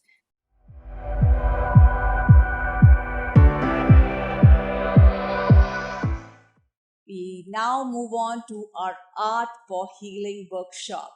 The last but not the least, we now move on to our Art for Healing workshop, where we bring in our esteemed artists, participants, and members to share their mind, say what's, whatever they think about the initiative, and they share the experience with you. So we begin with Harsh in the Lumba to give a brief talk on mandala art. We welcome Harsh. Thank you so much for your unwavering support and dedication as HealThyRam Nirmay Bharat community member and esteemed guest of honor during our Art for Healing workshop, and we truly appreciate you. Thank you for your continuous commitment and your presence. Thank you, Sangeeta. It's wonderful to be a part of Mental Health Day. We are celebrating today at HealThyRam.com. And today, as an art expert, I'm going to be doing this workshop with all our enthusiasts who've gathered here. And we are going to do mandala art, which has everything to do with the mental health and wellness of a human being. This form of art is very ancient. It originated in India, but right now it's been practiced mainly in Tibet and in Buddhist countries. Shinto religious forms and Indian, Buddhist, Jainism, Hinduism. Mandala has been a very important form of art, which was earlier used in the temples. It was basically for the monks to be, when they were chanting their mantras, they were doing this art so that keeps them focused, calm, and in balance. So in today's gen, this is very, very important. The kind of life we're living, very stressful corporate lives, and the way these viruses have come up, the COVID, and people are having a very stressful life. So we need to have these kind of art forms in daily routine of a person, so that that person keeps a healthy lifestyle, and it keeps you focused, keeps you calm, it keeps you de-stressed, and it helps your cognitive skills as well. I would recommend it for even elderly people, the ones who get into dementia and Alzheimer's diseases. These people should be doing this kind of art. It's not necessary that you need to draw and you need to know how to draw. You can simply color. You can simply download these beautiful abstract art forms from this very site of HealThyRam, and you can start painting them every day, and you will see the difference in your general health, happiness and healthiness, I think. Yeah, that's so nice. Thank you so much, Harsh. And if any one of you would like to ask any questions, you can just. I have something to say. Okay, please. I've taken upon this journey for art for healing, which was in my college, but art has been speaking to me since my school days. Art was something that, so as a child, you look around, you think about things, what you want to do for your future, and what calls you, and what speaks to you. So, if I like dancing, there was someone who was better at me at dancing everywhere. Everywhere I looked, there was someone who was better than me at something. But for art, for me, art was like, it didn't matter if someone was better than me at art because it made me happy. So I did it for myself and for my happiness and for my mental health. And that's how it's been helping me throughout all these years. I remember when जब exam time होता था सब लोग कहते थे पढ़ो पढ़ो पढ़ो और मैं बीच में ब्रेक ले लेती हूँ और पेंटिंग बना रही होती हूँ मेरी मम्मी आके पूछती थी क्या कर रहे हो Even for my friend's birthday, I used to make a card, and I've always been very artistic and crafty, and this workshop has really helped me meet people like me. It has helped people who were going through things like me, and I have tried to get them out of it. So it's a good journey that we've all been on, and I'm happy that we're glad we're all here. So nice. Thank so you. nice. And Mr. Mehta, you've joined us for the first time. How do you think, like, what do you think about the concept and what do you feel about our initiative? Namaskar. It's very interesting, it's new to me, this mandala art and art form for spirituality, of health and happiness. I'm quite new to it. In fact, I'm not an art fan, but I would like to ask Harshaji that are there some specific art forms or designs one should pursue, or any color combinations which are good? Now, especially for senior citizens, you mentioned 70 plus or something. So, do you recommend any specific art form or specific color they should use or specific style? Because I'm very clumsy at it, right? Very frankly, I'm very clumsy at painting around things. Then it sometimes frustrates me when I'm not able to color, I smudge up a drawing, it frustrates me. So it should lead to happiness, not frustration. So how do you look at it, and how do you suggest or recommend for senior citizens especially? How should we go about it? This is very interesting and important question. Why? Because Nikita just mentioned that when she was dancing or when she was trying to do some other extracurricular things, and she always found somebody else much better. So art is not about the comparison. First thing we need to inculcate and even talk about with senior citizens or even with children that there is nothing wrong in art. This is very, very basic. Fine, when we are learning, when we are going into some technical studies, of course there are certain rules which you need to learn to equip yourself and to make yourself better technically.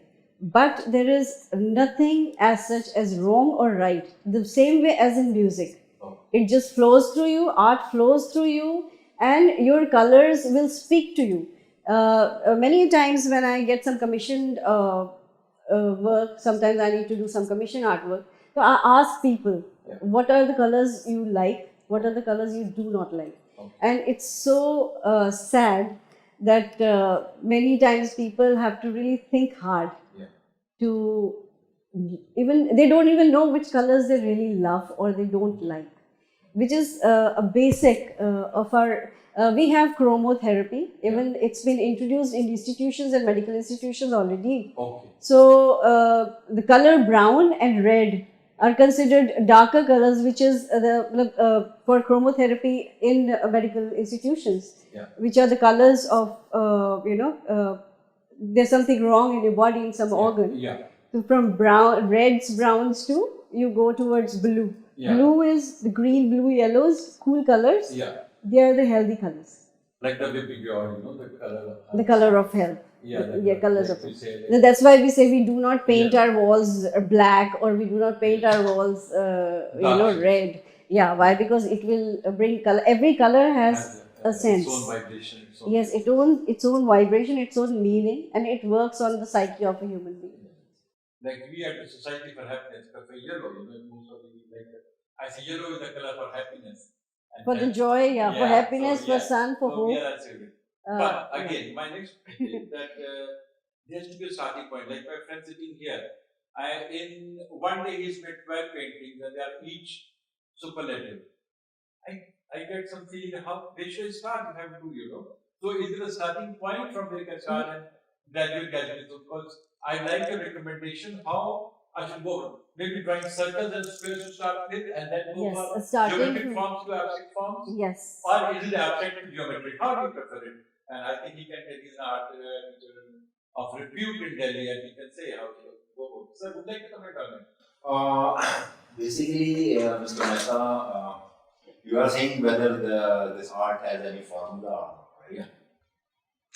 So art के बारे में मैं ये कह सकता हूँ, art और engineering अगर मैं दो चीज को कंपेयर करूँ, तो इंजीनियरिंग आदमी किसी भी एज में कर सकता है अगर वो स्टडीज में है, और आर्ट के लिए आपके पास तो एक नेचुरल टैलेंट बहुत जरूरी है, एस्थेटिक सेंस बहुत जरूरी है, तो आप आर्ट को आगे चला सकते हैं, आपकी नॉलेज कलर की सभी के अंदर। So in terms of Shakespeare, some are born great, some achieve greatness, exactly. So now madam is testing art on the category. But anyway, I think it's a good, I'll take your advice, and I made some humble attempt today. But I would like to work on it. It is very beautiful, and it's very aesthetic. Yes, I'm a bit spiritually inclined. I feel that art can link to spirituality also. But both art and music and everything is harmonized, and thank you so much. It's really very interesting. Art में मैं थोड़ा सा बताना चाहता हूँ कि it can be stressful. अगर आप किसी मकसद को लेके चल रहे हो और वो पूरा नहीं हो रहा है, तो वो स्ट्रेसफुल हो सकता है, ठीक है? तो मैं इंस्पायर कर सकता हूँ एक बच्चे के हाथ से। वो बच्चे के हाथ में एक पेंसिल होती है और एक वाटर होती है, तो उसकी फ्लो देखो आपका, उसको कोई मकसद नहीं होता, एंजॉय करने के लिए, राइट? तो हम किसी मकसद के लिए पेंट ना करें, हम प्रोफेशनल्स तो कर सकते हैं, लेकिन एक जनरल पब्लिक जो है वो अगर आर्ट को एंजॉय करने कोई मकसद के लिए नहीं, एंजॉय करने फ्लो लेके आए। देखिए आपने कर दिया बात भाई काटने लगी, क्या मतलब? बच्चा जो करता है तो मां टॉलरेट कर लेती है, जब बुढ़ा करता है तो प्रॉब्लम हो जाता है। There is child inside everybody, right? तो उसको बाहर लेके I just want to like to say, but yes, I definitely appreciate it, and we'll learn more today as we go on the workshop, and perhaps use it. Thank you so much. Thank you so much. Thank you. Hanvi, what was your experience like? We would like to hear just a few words from you as well. It has been really pleasurable, and ये सही है कि art is a form of express. आप अपने आप को express कर सकते हो, and stress कम हो जाता है जब आप बैठते and you enjoy doodling, और चाहे जैसे सर से कहना आप बस कुछ भी draw करो, कुछ भी बनाओ तो you'll feel relaxed. बहुत फर्क पड़ता है इस बात का. True. Thank you so much. As I'm talking to Nikita, art is like a poetry in color. Wow. It's a poetry in color. She expresses without, it doesn't have an agenda. It can start anywhere. Am I right, Nikita? It's a poetry in color. It's very good. I like talking to her. It's really good. So beautiful. Actually, I wrote a poetry which says, they call my reasons excuses. I said, I'm the one who chooses a place where everything loses, divide this world, artists and musicians. Wow. Beautiful. Very nice. And we close this conversation with this lovely thought. Thank you. Immerse yourself in our Art for Healing workshop, where you'll explore the therapeutic world of mandala art. Participate in an on-the-spot competition and let your creativity shine. Whether you're watching live or submitting your artwork online at HealThyRam.com, your participation will make a difference. Your participation can be the first step towards a healthier, more balanced workspace. So don't delay. Attend our workshop, and let us together create a better future for our workplaces.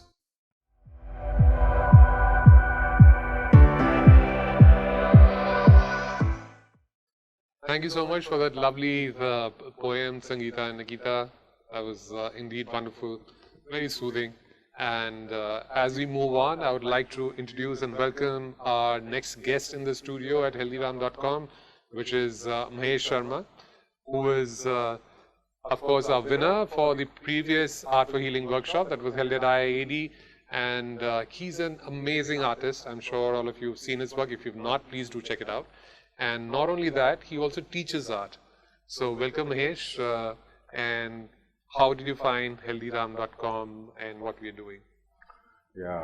धन्यवाद वेंकी. और सबसे पहले तो आपने जो मेरी तारीफ की कि he is an accomplished artist, और maybe say I can't say anything, I don't want to praise myself to the skies, right.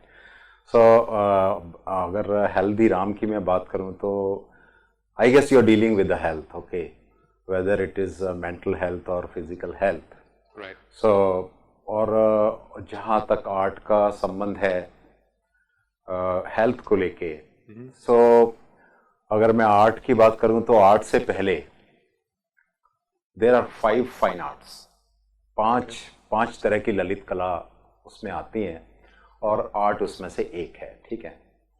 और हमारे से ऊपर 2 आर्ट आती हैं ललित कला, जिसमें परफॉर्मिंग आर्ट्स हैं और म्यूजिक है. Right. और दोनों का ही बहुत बड़ा योगदान है मेंटल हेल्थ को हील करने में और आदमी को स्वस्थ रखने में. और जहाँ तक आर्ट का संबंध है तो अगर मैं दूसरों को हील करने से पहले अगर मैं खुद अपने ऊपर आर्ट को लेता हूँ तो it has soften my heart सबसे पहले, right.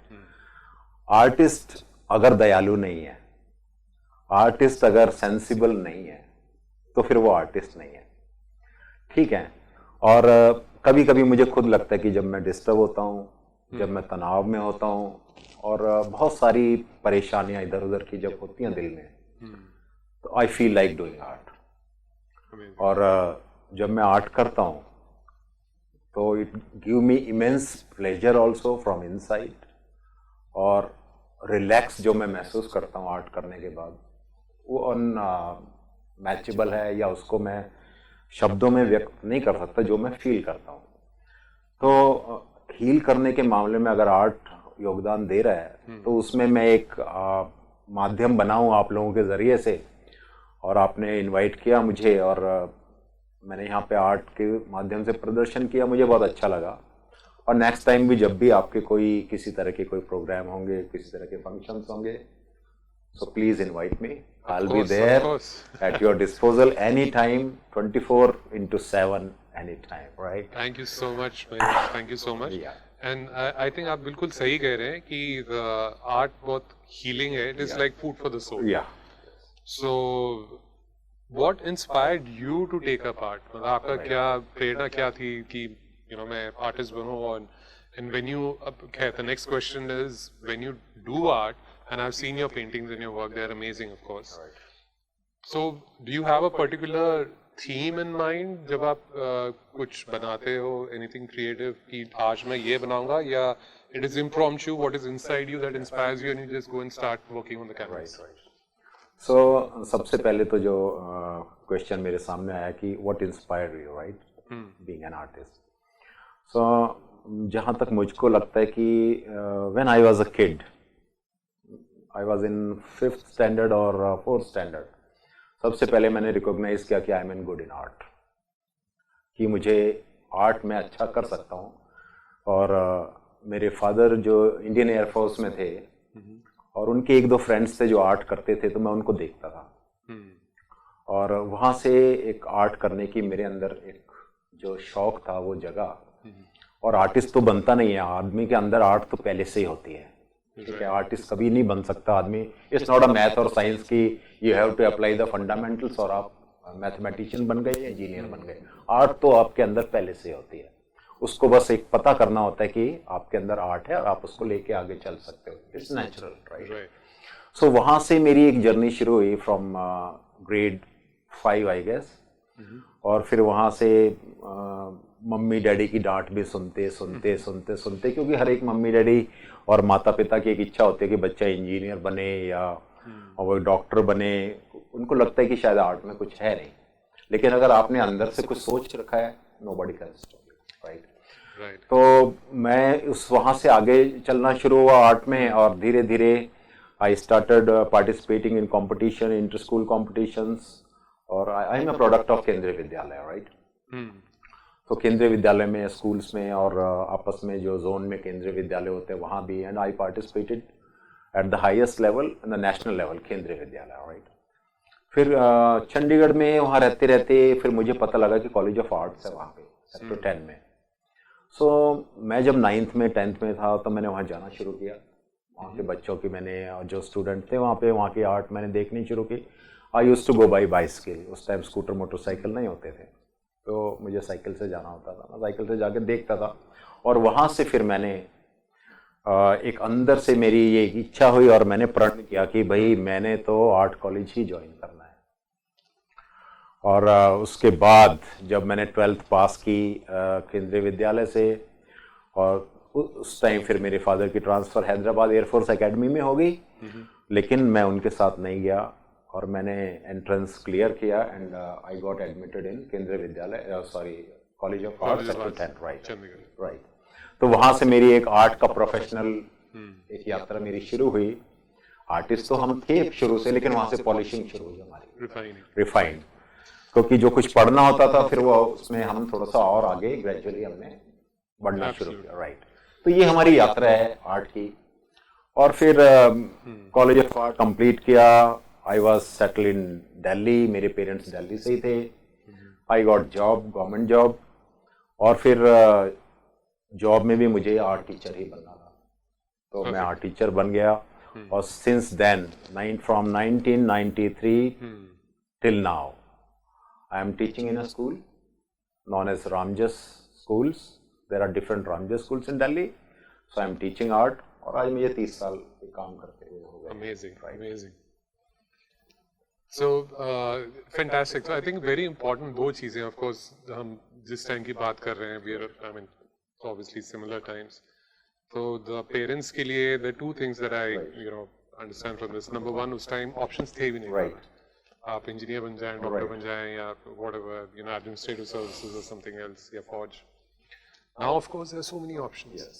So it's also important for parents to also understand कि mental wellness and health of your child also depends a lot on whether you encourage them and आप उनको प्रोत्साहन देते हैं and encourage करते हैं to continue pursuing what they feel very passionately about. Right. That is very important. Yes. So in your case, your parents supported you. Yes. And I hope that's the first step in ensuring that you have a healthy mind, because if you're happy what you're doing, what you're pursuing, yes, that's the first step towards your mental health journey in ensuring that you're healthy.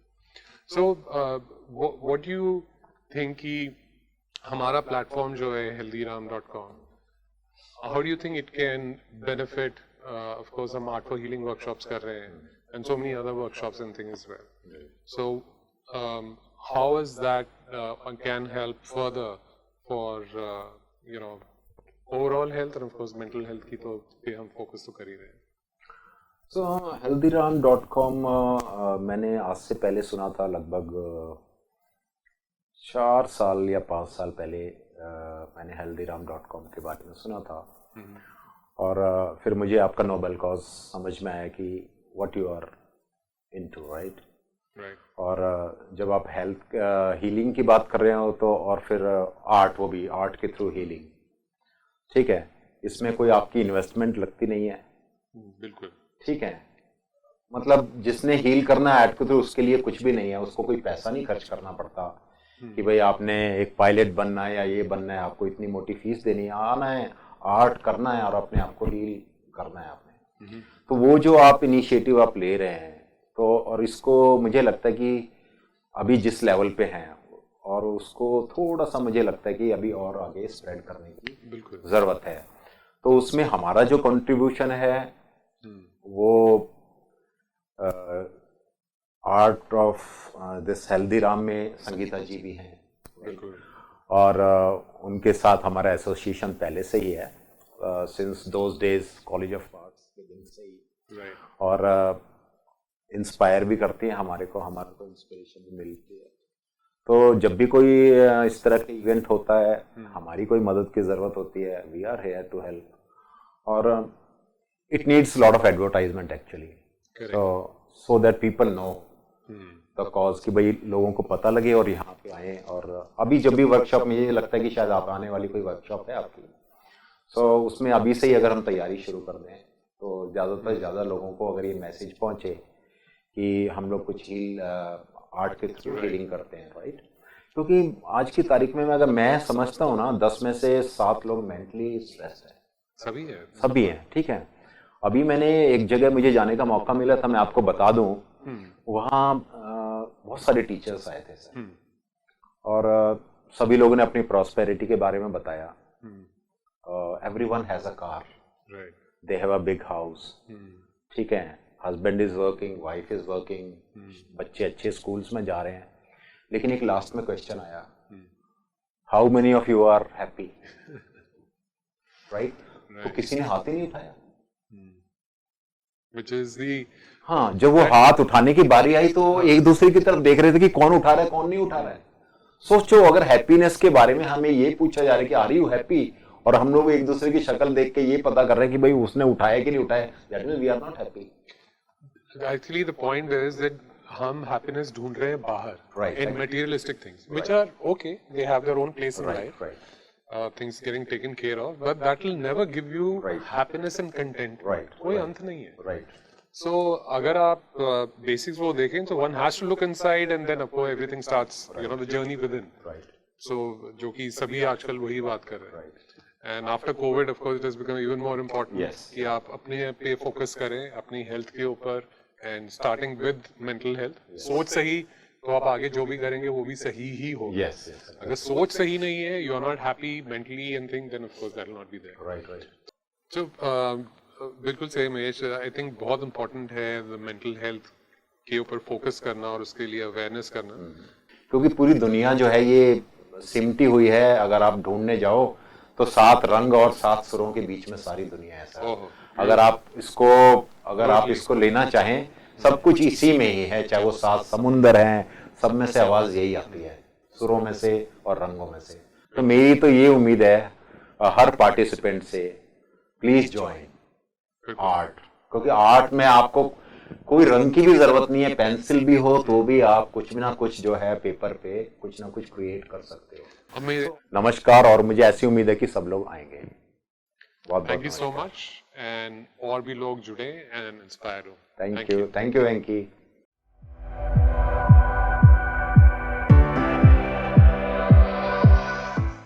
Firstly, congratulations, many congratulations on winning the prize and being selected for the Art for Healing exhibition and being the winner, of course.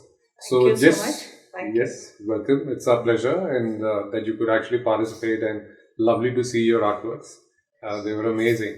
So just wanted to know what really inspires you when you hold the brush in your hand. Is it that you go with a specific theme, or do you just go and go with the flow?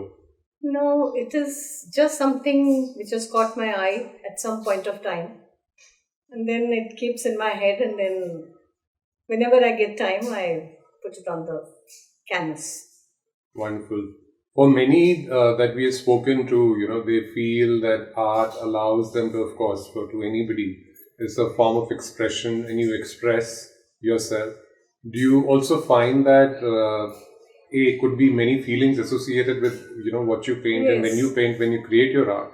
So do you find that healing? Do you find that calming? Do you find that therapeutic when you paint? Yes, I think that's something which has come very naturally to me since my childhood. Right. So painting was just a natural progression of things, I suppose, because I'm very interested in arts. And I was very good at it in my childhood, but then I left it and I got into classical dancing. So I just let it take a back seat. And then now, you can say after 50, when I had more time on my hands, I started dabbling a little again. So I did win some prizes earlier in my life. You didn't pay any attention to, and then now this has been a healing touch for me. Absolutely. As the wellness series. Right.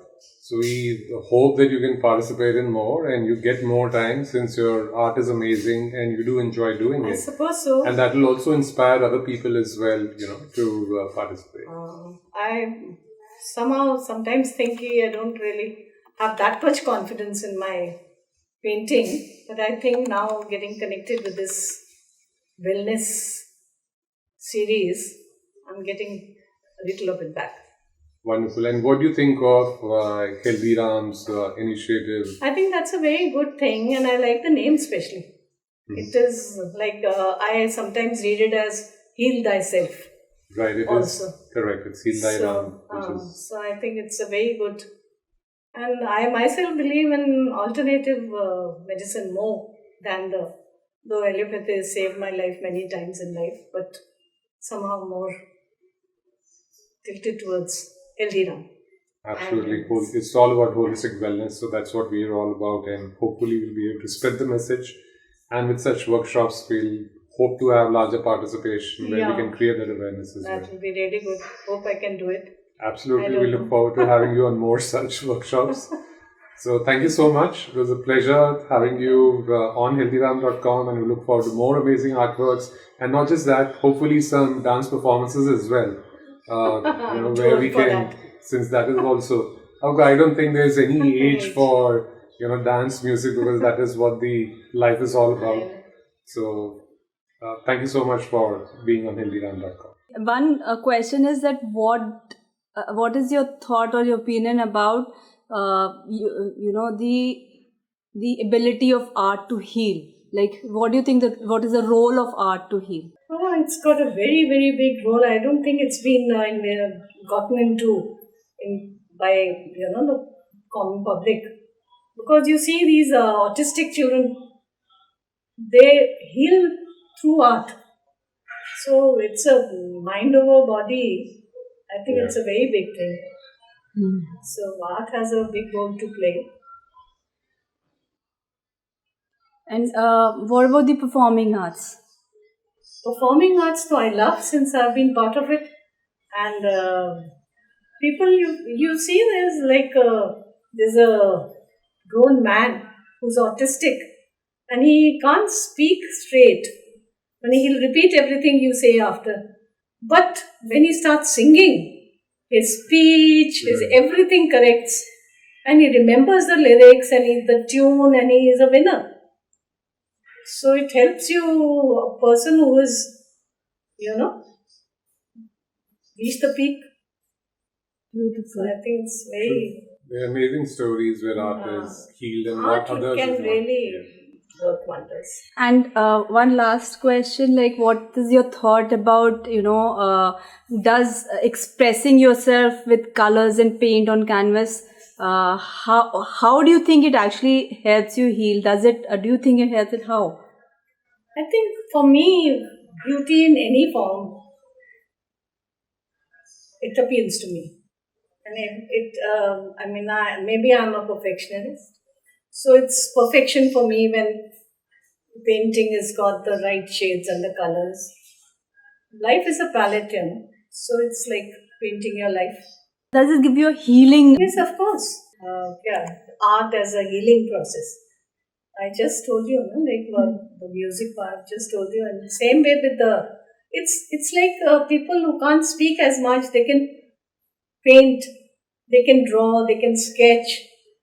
Can be anything. Dance, music, art is not just, it can be, I think it's a very, very expressive form of expressing yourself. And sometimes you reach the masses and sometimes you don't. But it's self-satisfying, soul-satisfying.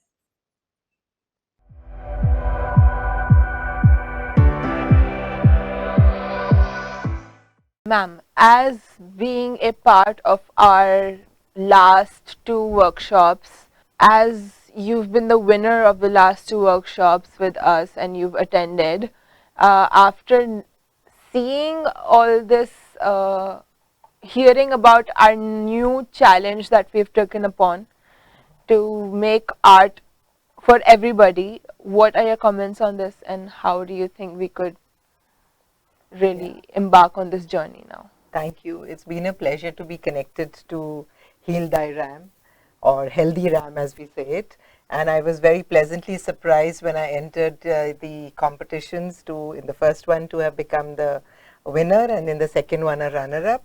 I think it's more about encouragement, motivation, and generally a joyful feeling more than the actual, the winning. Like I always say, it's a journey that is really fun. And when we talk about connections with art to mental health, and like you said rightly, mental health is still not readily accepted as a necessary part of our lives, whereas I think personally that actually it is the mental health of people that is leading to disease. I firmly believe that when we think negatively, when we are surrounded by negative people or negative environments, we get under stress. And when we get those thoughts that are negative, they lead to negative emotions. And it's the negative emotions that within us which make our hormones behave negatively. And that is what really leads to what we call dis-ease. Yes. And dis-ease is nothing but not being at ease. So I think when we talk about, when we are treating physical problems, I think it has become very necessary for whether it's a doctor or a therapist or a physio or a psychotherapist, to go to the cause or the root cause of those physical symptoms that you have, because you can keep getting treated on the surface, but those things never go. And I think that is why we really need to enlighten people, and not adults, but starting from children, from the time they are babies.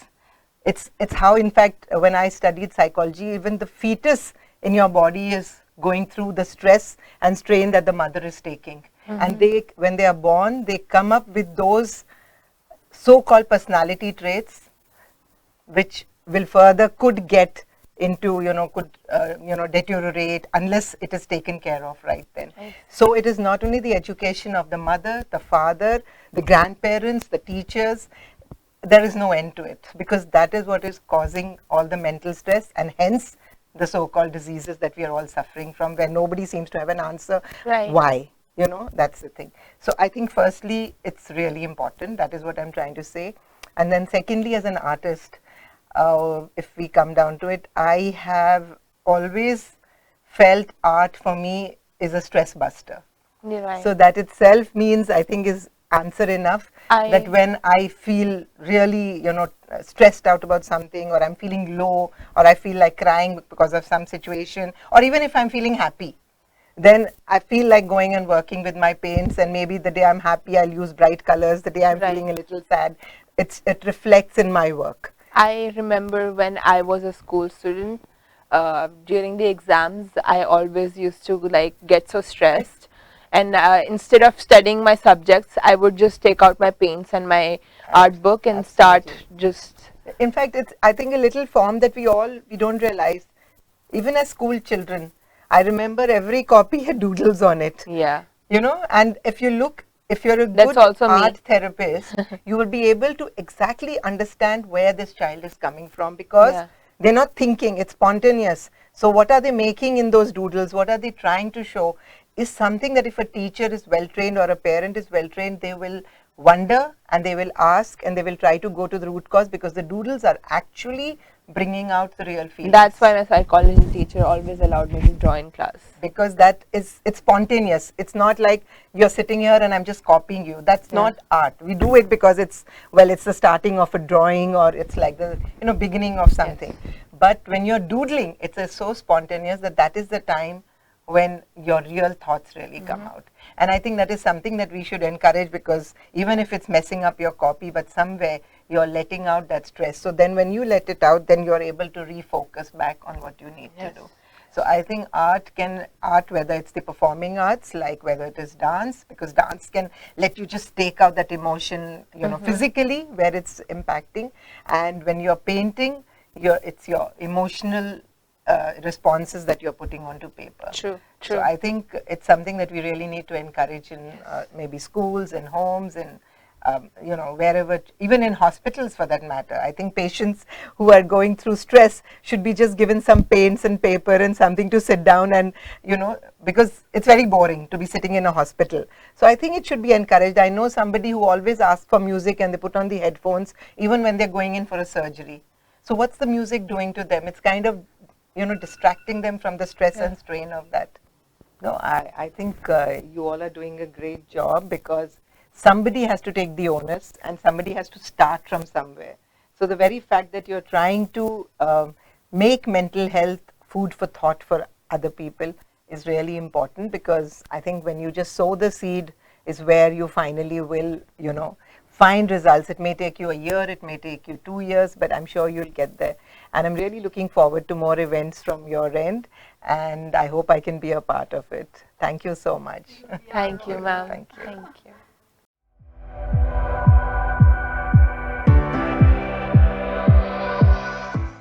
Mental health and happiness. Happiness, of course, is very, very closely connected to mental health, and in a way, if you're happy, your mental health state is also good. So for that, who better to have in our studio than the founder and president of Society for Happiness, Dr. J.K. Mehta. Welcome to our studio and welcome to HealThyRam. So he's been, of course, he spent many, many years in the corporate world as well. So today we're going to have a very interesting conversation with him in terms of what really happiness is all about, and how does that apply to the public in general, and of course in the corporate world, which is very, very relevant. So my first question to you, and I'm sure even the audience would like to know, what really inspired you to form or this Society for Happiness Club? Namaskar. It's very interesting, your question there. What I'll talk a bit about happiness and evolve and how it came into this thing. A child, a baby, smiles 400 times a day. As we start growing older, learning and earning things, we stop smiling. An adult on average smiles 17 times a day. Now, this is something serious. And while working in the corporate world, I found that people who were happy with the work, people who were satisfied with the assignments, they were better performers, their productivity was more, and they were healthier people. It's very simple. When I was in the corporate, I had writing on the wall, enjoy your work, celebrate life.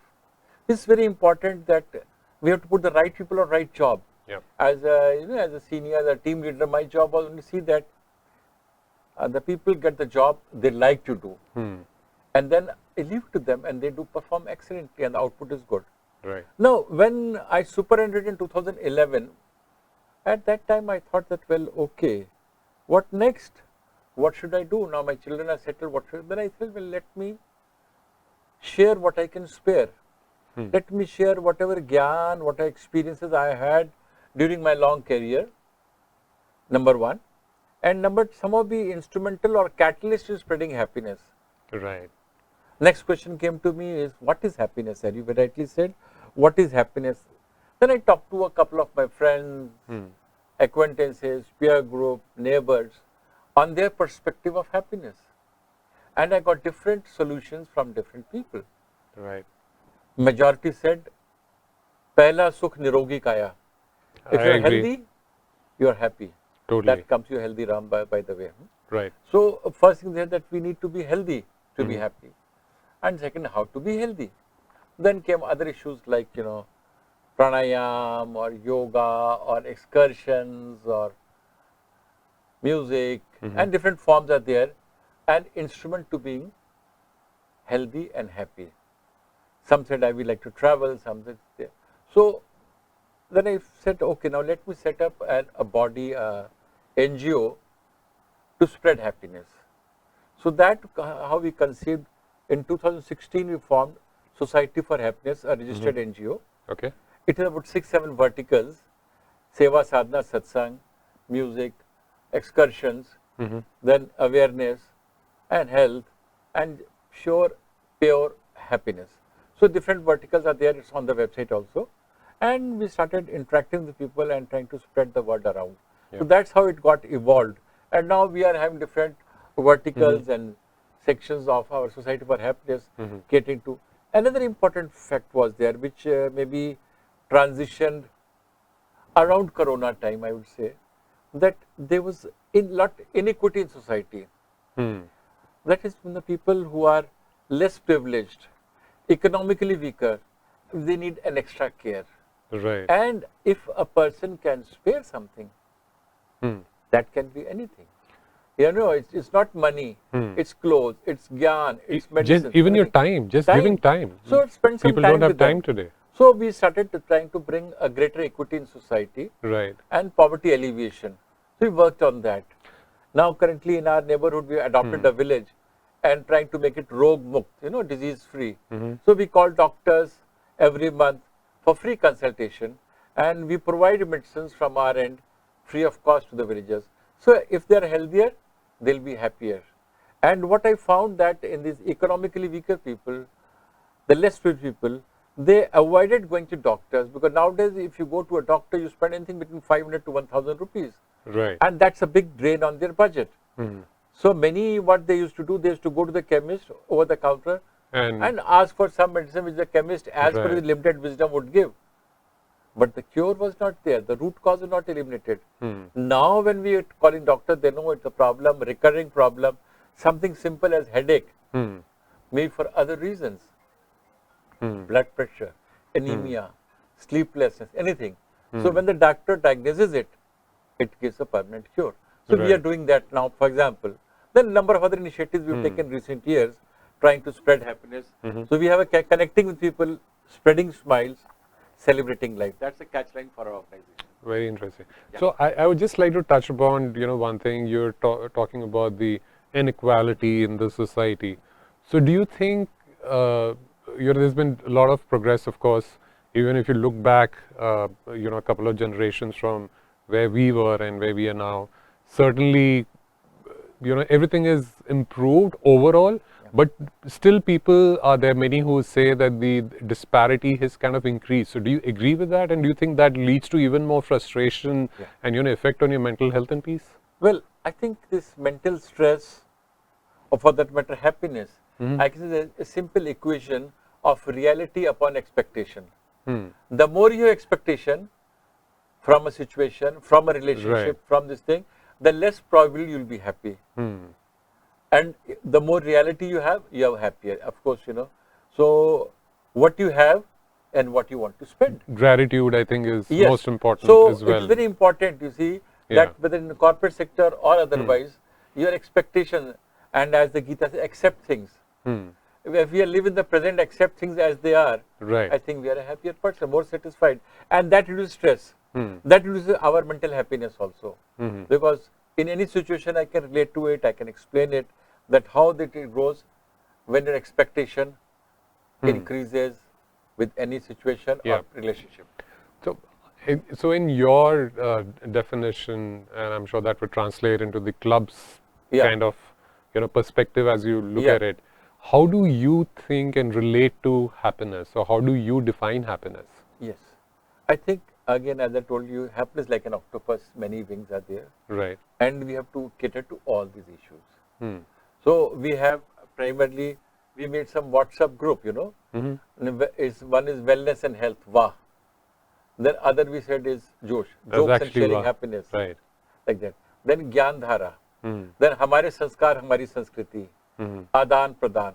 Like that, I have a number of groups there. And in each group, people, like-minded people get together, share their thoughts, and then try to further their cause of happiness. That's one. Secondly, we organize activities. Activities again for every levels of society, their needs. Simplest, I'll tell you, every month we have a get together over luncheon meeting in one of the restaurants where people contribute, they come. Now it gives a chance for about 30, 35, 40 people to come together and have this thing. Nowadays, it's very difficult if you have to visit somebody. maybe once in a week you can do, and then if you've got 40 people, take whole year to do it. Right. Now, in every fixed in a month, they all come in this thing, happy environment, and no lady of the house has to go and cook for them. Right. You order food and you share it and enjoy it. Simple as that. You see, happiness is very simple to get. Only thing we have to work for it. So similarly, we have some picnics, excursions, cooking, the health classes on my wellness and health group. I keep posting, or we keep posting simple home remedies, and that's there. In fact, 2019 I wrote a book, Love Your Body, Heal Yourself. So basically, we all have to love our body. That's very important. Right. From the first breath to last, body is with us. Everything else comes and goes. Correct. So you have to understand. Unfortunately, nowadays people don't know how to breathe, how to eat, how to sleep. And if basics are handled, they are a happier person. Very simple as that. So, interesting point you brought about, sharing things with people, meeting. Yeah. And of course, even more so important, I think even whether you are young, teenagers, they're still on social media, but are still so alone. Yeah. Or alone is also not an issue. I think being lonely is a problem. Being alone is all right. Yes. You should have your own me time and everything. So from that perspective, do you think community has a big role to play, in happiness and mental health overall? Yes, yes. We call it Sukh Dukh Ke Sathi. The community, the bigger community. What happens? Now, I'll share my example. Many of us are senior citizen or super senior citizen, and children are settled abroad or out of Delhi or out of place. And we look forward to support, social support. If I want to go to a doctor, maybe orthopedic, I don't, there are 10 doctors around. Which one is good? I talk to my friend circle. They have the experience. Yeah. And that's a sincere advice, Correct. not a marketing advice like a pharmacist. Right. So that's it. If you want to go to a good restaurant with my wife, I know which restaurant is good, the food is good, the rates are reasonable, and value for money. Yeah. I get to know. So for that, anything we want, we share. So, and we keep in touch, and if somebody does not call for 2-3 days, we wonder why. Recently, I was talking to a friend. He said, for last 1 week, I have not received any message from you. Is everything all right? No, I had some problem. I had some prostate problem. I went to the doctor. I had this, that. It's fine. So, but this is the advantage of, staying together and sharing. Yeah. So we can help each other. True, true. So, and of course, social media, there's so much of it. Yeah. Everything, it's like a double-edged sword, Yes. like everything else in life, or mostly. So, what kind of an impact do you think social media is, playing on everybody's lives, and especially the Gen Z who's seen the social media come into their lives, and it's like an integral part. I'm not saying it's now even with others, people who are elderly, but the Gen Z are totally into it. I will say social media is like a buffet spread. Everything is there available. You have to have the wisdom to choose what you want to eat, And what you can digest. And how do you get that wisdom? Because suddenly you have everything in front of you. No. You feel and you think you know everything, but then you don't want to reach out, and then there's peer pressure. There's so many things, which are there again. So this is what I say, know your body, heal yourself. Know yourself, what company suits you, what thoughts, whether you like to mix with a group that has a leg and a peg a day, or you want to mix with a group that has satsang and Hari Bhajan day. They're different. So you select that, okay, this is what I want, this gives me happiness, then I have to associate with this group. That's there. So social media also will have so many plethora of messages coming. What you want to see and want to delete. There are certain things you just see and delete. Okay, I don't want. Or exit the group, and some you want to join and enjoy it. So we have to use it intelligently, and intelligence comes with our introspection and deciding what we want.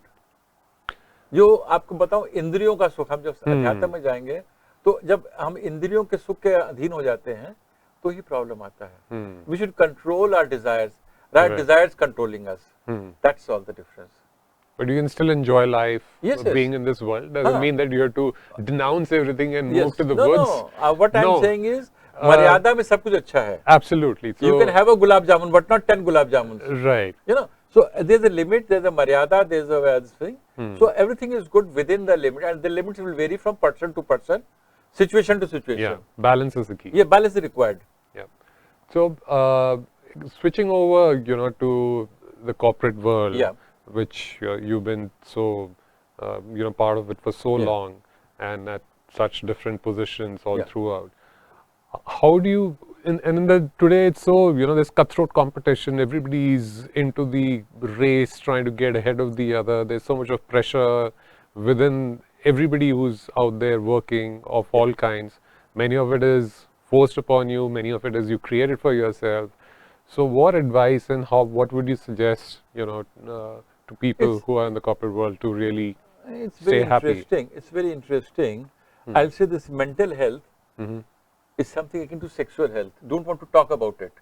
People have shy of talking to anybody about their anxieties and stresses. I think it's even lower than that, because people might still talk about something, even jokingly or otherwise, but they will not talk about mental health at all. Even now it is hush-hush, put it under the carpet. No, the person is fine. And second thing is, sometimes they don't realize also. Exactly. They don't realize that they are under stress. They feel they are in a race for promotion, a race for a post, a race for something. But their burnout syndrome, they are not realizing. I have experienced with many of my colleagues and friends. They spent strenuous hours trying to please their bosses, something. They thought they are achieving something, but they lost the family life, they lost the happiness, and ultimately lost their health. Right. So, point is that why this happens, and this happens because of disparity. Somehow the management also is not aware of this thing. Of course, of late, after Corona and otherwise, people are becoming more and more aware of this mental health issues. Right. But recently I am reading a WHO report, that more than 12 million man days are lost per year on stress, anxiety. Yeah. And it translates trillions of rupees or dollars for that matter. So even the HR policies, the management, I was just talking to somebody recently, that very arbitrary are there. They don't relate it with the person. Each person is different and has to be handled in a different way. Right. To stress. I can cite so many examples from my personal life experience in working corporate, but I think we'll increase that. It will be sure, I know. That could be a separate. Discuss it, but yes, what I'm trying to say is, it is equally, management is equally responsible as individuals. That now of late people are talking of mental health in corporate world, in HR, emotional healing, emotional quotient. All these are being discussed, but still more needs to be done, I would like to say. I totally agree with that. So, if somebody's, found himself in a rut and is not able to come out of it, so would you like to share any tips as to how they can find some ray of hope and happiness? Yeah, there are 2-3 very simple things. One is sleep well. Very simple. If you have 7 hours of sleep a day, half the problems are solved. Yeah. Because when you are stressed, your insomnia, it gets aggravated. Secondly, put that problem in a cupboard and lock it for some time. Think over it. It is there. It is there, but let it be there in the log. Don't keep on. If you are hurt, say, you are injured your knee. If you keep on scratching it, then it will not heal. You have to cover up with some cotton wool and leave it there to heal. So these problems will come up because no two people are equal. But idea is to put them under cover for some time. Number 3, divert to some other activity you like to do. Sometimes what happens is that, okay, now I'll give you a very specific example. The boss has been angry, he's fired you for something, you've not done something well or you're not particularly, then what to do? Come out, go for a walk, get some fresh air. Think, okay, that's right. When you come back, the impact is less. But if you remain in the same environment and you keep thinking, उसने ऐसा क्यों कहा, उसने ऐसा क्या किया, मेरी गलती क्या थी, उसकी गलती थी, तो आप उसी में घूमते रहेंगे, आपका स्ट्रेस एंजाइटी बढ़ेगा. बिल्कुल. ठीक है ना? तो ये है. Good. So, is there any way that you can learn to be happy? Certain people have a cheerful disposition, right? They walk into a room, and even though you might be doing something else, and they bring a smile in your face. On the other hand, there's certain people who walk into the room, and they don't lighten up your day. Or brighten up your day. Let's just put it that way. So, is it something that you are intrinsically born to be happy, or that's something that you can learn.